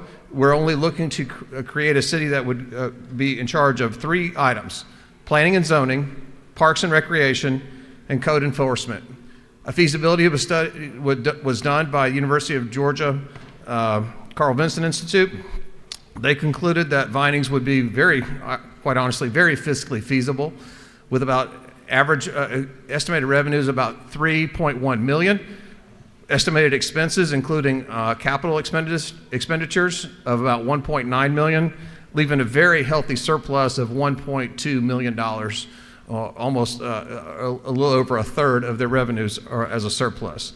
Now, in regard to the city structure, this is a little bit different. You can see the picture up there on the boards. Those are the 4 districts. One person would be elected from each district citywide. And a little bit different from other structures, a mayor would be elected citywide as well. Mayor and council would be serving for a period of 4 years. There would be an interim period where some would serve for 3, some would serve for 5 as an introductory period, but there would be 4-year periods afterwards. Mr. Speaker, that is essentially the bill. I would also like to mention that many people feel like Vinings is already a city. That actually came up in Chair Lady Taylor's committee. We thought that city of Vinings was already a city. And I will tell you that this area is politically and demographically diverse. Having said that, there is 71% polling in favor of a city of Vinings. Now, I want to repeat that because there's a lot of cityhood initiatives at this Capitol this year, but I don't think you'll find many with as much grassroots support by the residents. 71% polling as of a year ago, and it's only grown since then. These people are looking for the ability to vote, to have a referendum, and have government closer to the people. With that, Mr. Speaker, happy to answer a question or two. I know we have probably some other people signed up for this, but if there's no questions, I will yield the well. You have several questions if you care to yield. Yes, sir. I'll take one question. Chair recognizes Representative Burnell to your left for a question. Would the gentleman yield? Yes, ma'am. I've heard over and over again about the fact that you all want to about your commissioners and the fact that about the population that you're not getting the representation. So instead of creating 4 new cities in Cobb, why didn't you all just increase your commissioners? That was not something that was contemplated. The area specifically of Vinings thinks of itself as a city. They're the ones asking for this ability to incorporate. Thank you. Do you further yield? I will take just one more question, sir, and I know the hour is late. Chair recognizes Representative Anulowicz to your left for a question. Thank you. Does the gentleman yield? I do, yes. I have one question. The city has a mayor. It's all in 251. It also the city has a mayor, 4 council members. There are 4 districts, and I you know, Vinings is. I agree with you. Has a sense of community that is genuine and true. Are the council members required to live in the districts they represent? The council members, as I understand it, yes, and we've vetted this with Legislative Council, are required to live in their districts, but they will be voted citywide. But they do have to live in the district that they're going to be represented. That's correct, yes. And I don't, I mean, again, this is a much smaller, this is, you know, the last city was 70,000, this is 7,000, that's Correct. not quite the same thing. Do you further yield? Yes, ma'am. The boundaries, how come the boundaries in the map, they go far beyond what people typically think of as historic Vinings? What is the reason for that? This is something that was designed by the cityhood founders. The lines did change, Representative, from the map that was initially proposed to the ones that we're talking about today. And the reason being is because of the 2020 census. The map that as drawn early last year was developed off of 2010 CDT, Census Data Tracts. This map, as designed by the cityhood initiatives in regard to where are the people that think of Vinings as a city. They want that community feel. They want that closer government to them. This is what the map they designed after the 2020 Census Data Tract adjustments. Thank you. Thank you. With that, Mr. Speaker, I know the hour is late. I will yield the will and ask for this body's favorable consideration. Gentleman has yielded the well. We have a couple of members who wish to speak on the bill, and the chair recognizes Representative Eric Allen to speak to the bill. Thank you, Mr. Speaker, and I'll be really brief. As the only member of this House who represents Vinings and the community of Vinings, it was brought up in committee that I initially did sign on to this bill after talking with members of the community because I felt they needed the process to move forward. But after multiple town halls, conversations with the pro movement, the people that were against, I'm not sure where the 71% poll came from, but it was clear to me that this is not something that the residents of Vinings wanted. Mostly they called it a forced city because of the three essential services. If you think about what was just said on the three essential services, there's zoning, there's code enforcement, and then there's parks. There is not a park in what would be the city of Vinings. There is one green space with about 13 parking spaces that people take and walk their dog, but it's not technically any parks that are in that area. So you're basically looking at two services, zoning and code enforcement. The other thing I'll say is there's been some talk about Director Evler and her request to not have these in May, but to move them to November if they are for a vote. It's been said that people have talked to her and said that she's willing to do what she's requested to do. But I want to be clear, and the letter is on your desk.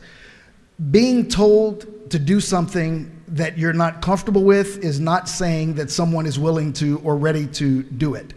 I think it is an unfair and undue burden. And if this can be corrected in the Senate, I'm hopeful that they will take that up over there. So for those reasons, I'm going to be voting no because I'm responding to my constituency. And as the only representative in this body that represents and is elected by the people who live in Vinings in the proposed city of Vinings, I encourage you to do the same. Thank you, Mr. Speaker. I yield the well.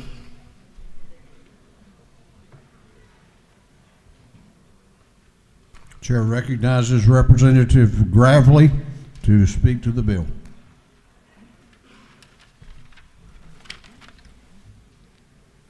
Thank you, Mr. Speaker. Some of you may wonder why a gentleman who represents Paulding County is up here to speak on a bill about Vining cityhood. A lot of things cross our minds down here. But I'll tell you, because I grew up in Vinings. Graduated from high school, Campbell High School in 1990. Well, I won't say that. But yes, sir, go Spartans. And see, half of Campbell High School's district incorporates Vinings. So I grew up with kids in Vinings. I went over to spend the night parties in Vinings. My first date was at the old Vinings Inn. Still there today. I know. Tell me what crosses your mind on that one. But ladies and gentlemen, my aunt, Nina Gravely, owned the old Vinings Antique Store for years in downtown Vinings, which those of you who are familiar with the area would know it as the Jubilee. Old Vinings, that's where we would go hang out. In high school, that's where we were. My mother worked in the Jubilee, in the healthcare field, for 20 plus years. It was nothing for me to go and spend afternoons, weekends in Vinings. And I'll be honest with you, I was one of them. Growing up, I thought Vinings was a city. I never knew that it was just a community. And it's a beautiful community. It sits right on the cusp of the Chattahoochee River. It's an economic center for Cobb County. The bistros and the restaurants and the bungalows and the townhomes are just beautiful. My grandmother still lives a stone's throw away from the Vinings community to this day. Worked in the banking community for 55 plus years. So when it comes to Vinings, ever since I was a kid, I've heard people talk about this community. For years, I thought it was a city. And I can tell you, after I graduated and came back to Cobb County, the cityhood movement, or the talk about Vinings being a city, has been happening since the mid to late 90s. So this is something that's been 20 plus years old. My cousin worked at the Kroger in Vinings. I mean, there's just a number of things that my heart and my childhood associate with this community. If you grew up in Cobb County in the Smyrna area, and I know my friends, Mr. Allen and Ms. Anulowitz, who served on the city council over there, has heard the phrase Smyrna Vinings. Sminings. When you want to sell your home, you say it's in the Vinings community. And I know darn well there's been people in West Smyrna selling homes in the Vinings community nowhere near that area, simply because they want to associate with that community. So I would encourage you to vote favorably on this issue that has been on the hearts and minds of the residents and the taxpayers of Vinings for 20 plus years. This is a community that deserves to be a city. And for many of us, we've always thought it was a city. Mr. Speaker, I will yield the will and ask for everyone's favorable consideration and vote this measure so that Vinings can become a city.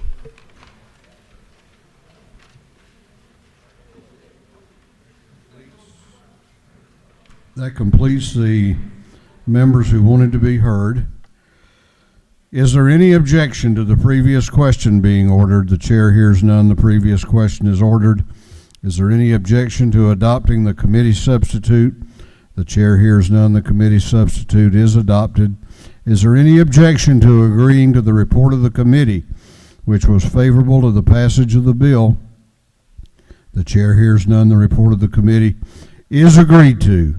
Shall this bill now pass? All those in favor of the passage of House Bill 840 will vote aye. Those opposed will vote no, and the clerk will unlock the machines.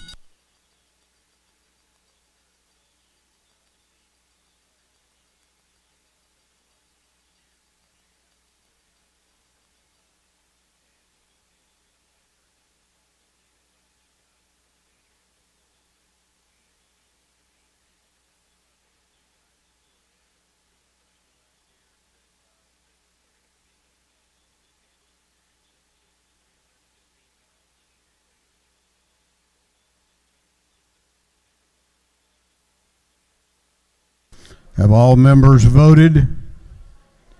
Have all members voted? If so, the clerk will lock the machine on the passage of House Bill 840. The ayes are 99, the nays are 56. This bill, having received the requisite constitutional majority, is therefore passed. What purpose does Chairman Carson rise? To make a motion, Mr. State Speaker. your motion. I move for immediate transmittal of HB 840 to the Georgia Senate. Chairman Carson has moved that House Bill 840 be immediately transmitted to the Senate. Is there objection? Hearing no objection, it is on its way over. Clerk will read the caption to a group of privileged resolutions.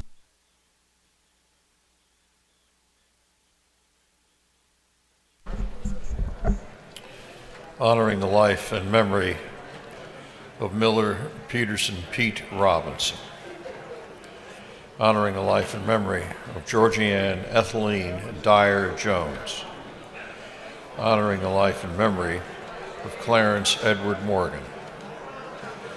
Recognizing February 8th, 2022 as Albany Voters Coalition Day at the State Capitol. Recognizing and commending Family Purpose of Gwinnett County. Recognizing the week of February 7th through 11th, 2022 as National School Council Week. Recognizing and commending Judge Bobby D. Simmons on his outstanding public service. Commending the Madison County Middle School's Future Farmers of America. Congratulating and commending the Muskogee Retired Educators Association.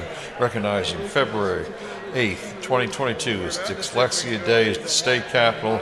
Recognizing and commending the Georgia concerns of police survivors. congratulating the Benedictine Military School Cadets football team for winning the 2021 Georgia High School Association Class 4A State Championship, recognizing and commending Paige Turner's Make Great Learners, and recognizing and commending Dr. John H. Carter. And for other purposes, that completes the reading of the privilege resolutions. Is there any objection to adopting the privilege resolutions? The chair hears none, and the resolutions are adopted. All right, listen up now. We have a large tray full of local bills up here, submitted by members of both parties.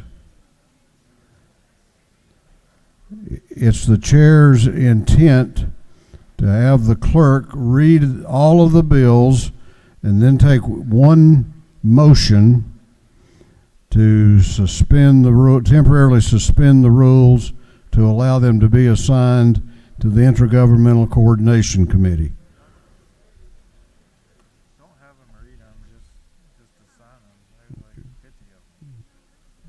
Okay, we've got about 50 bills, I'm told, so we're not going to read the caption.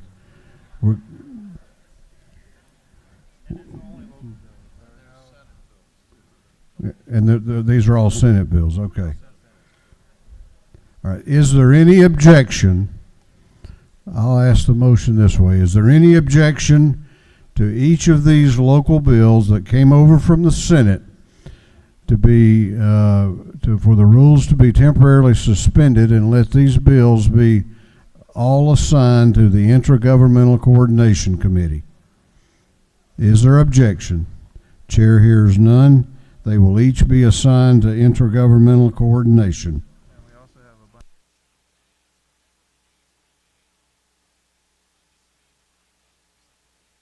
We also have a group of House bills. The same inquiry of you. Is there any objection to letting each of those bills be filed by the clerk and assigned to Intergovernmental Coordination? Hearing no objection, it is so ordered, and they will be assigned to Intergovernmental Coordination.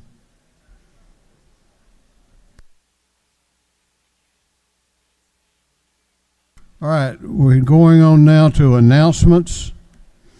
If you have signed up for an announcement, make your way to the front of the chamber and be ready to go. Chair recognizes Chairman Lynn Smith for an announcement.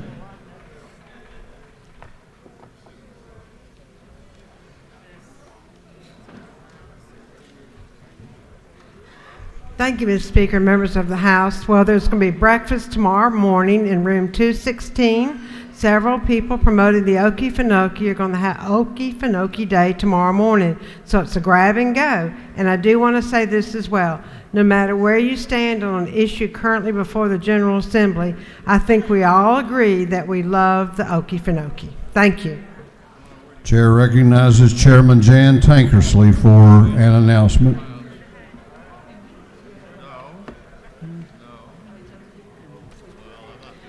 Thank you, Mr. Speaker. For this first announcement, I just want to urge you one more time to get behind your senators to sign bills and get them over here. So just take note of that. And there's also an Intergovernmental Coordination Committee meeting today at 1 o'clock in room 341. It'll be a short meeting. Thank you. That take care of both of yours? Chair recognizes Chairman Sam Watson and the Majority Leader, Leader Burns, for an announcement. Thank you, Mr. Speaker. Tomorrow is Forestry Day at the Capitol.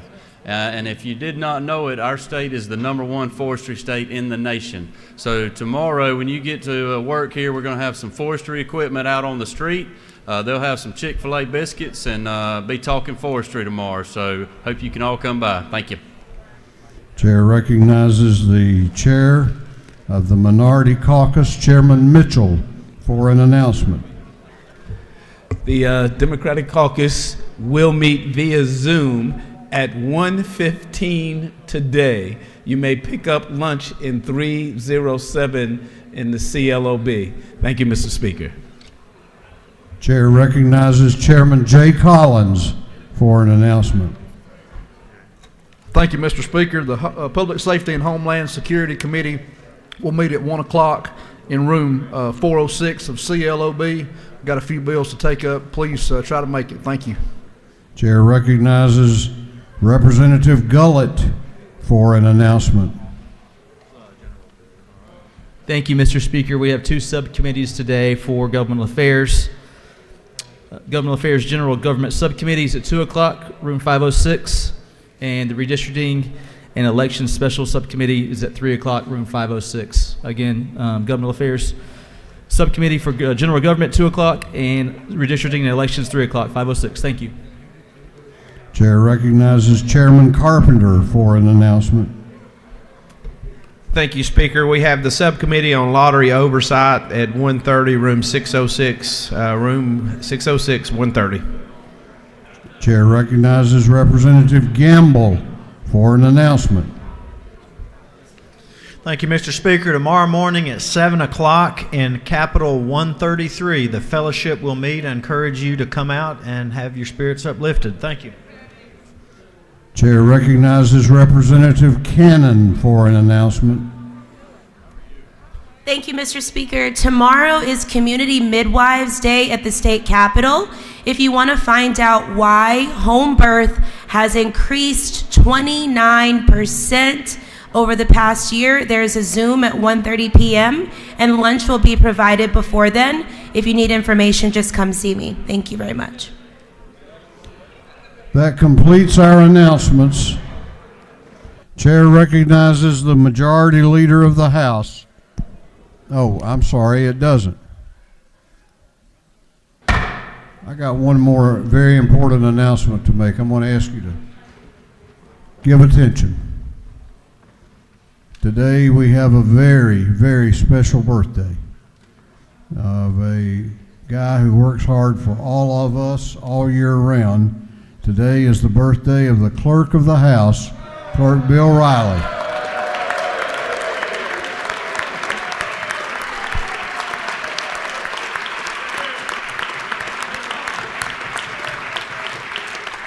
And I know how old he is. Now I recognize the Majority Leader of this House for a motion. And I want to ask how old he is, Mr. Speaker. Mr. Speaker, I move that this House stand adjourned until tomorrow at 10 a.m. Tuesday, February the 8th, 2022. The Majority Leader has moved that this House be adjourned until Tuesday, February 8 at 10 a.m. All those in favor of the motion will say aye. Those opposed will say no. The ayes clearly have it. This House will be adjourned until Tuesday, February the 8th at 10 a.m.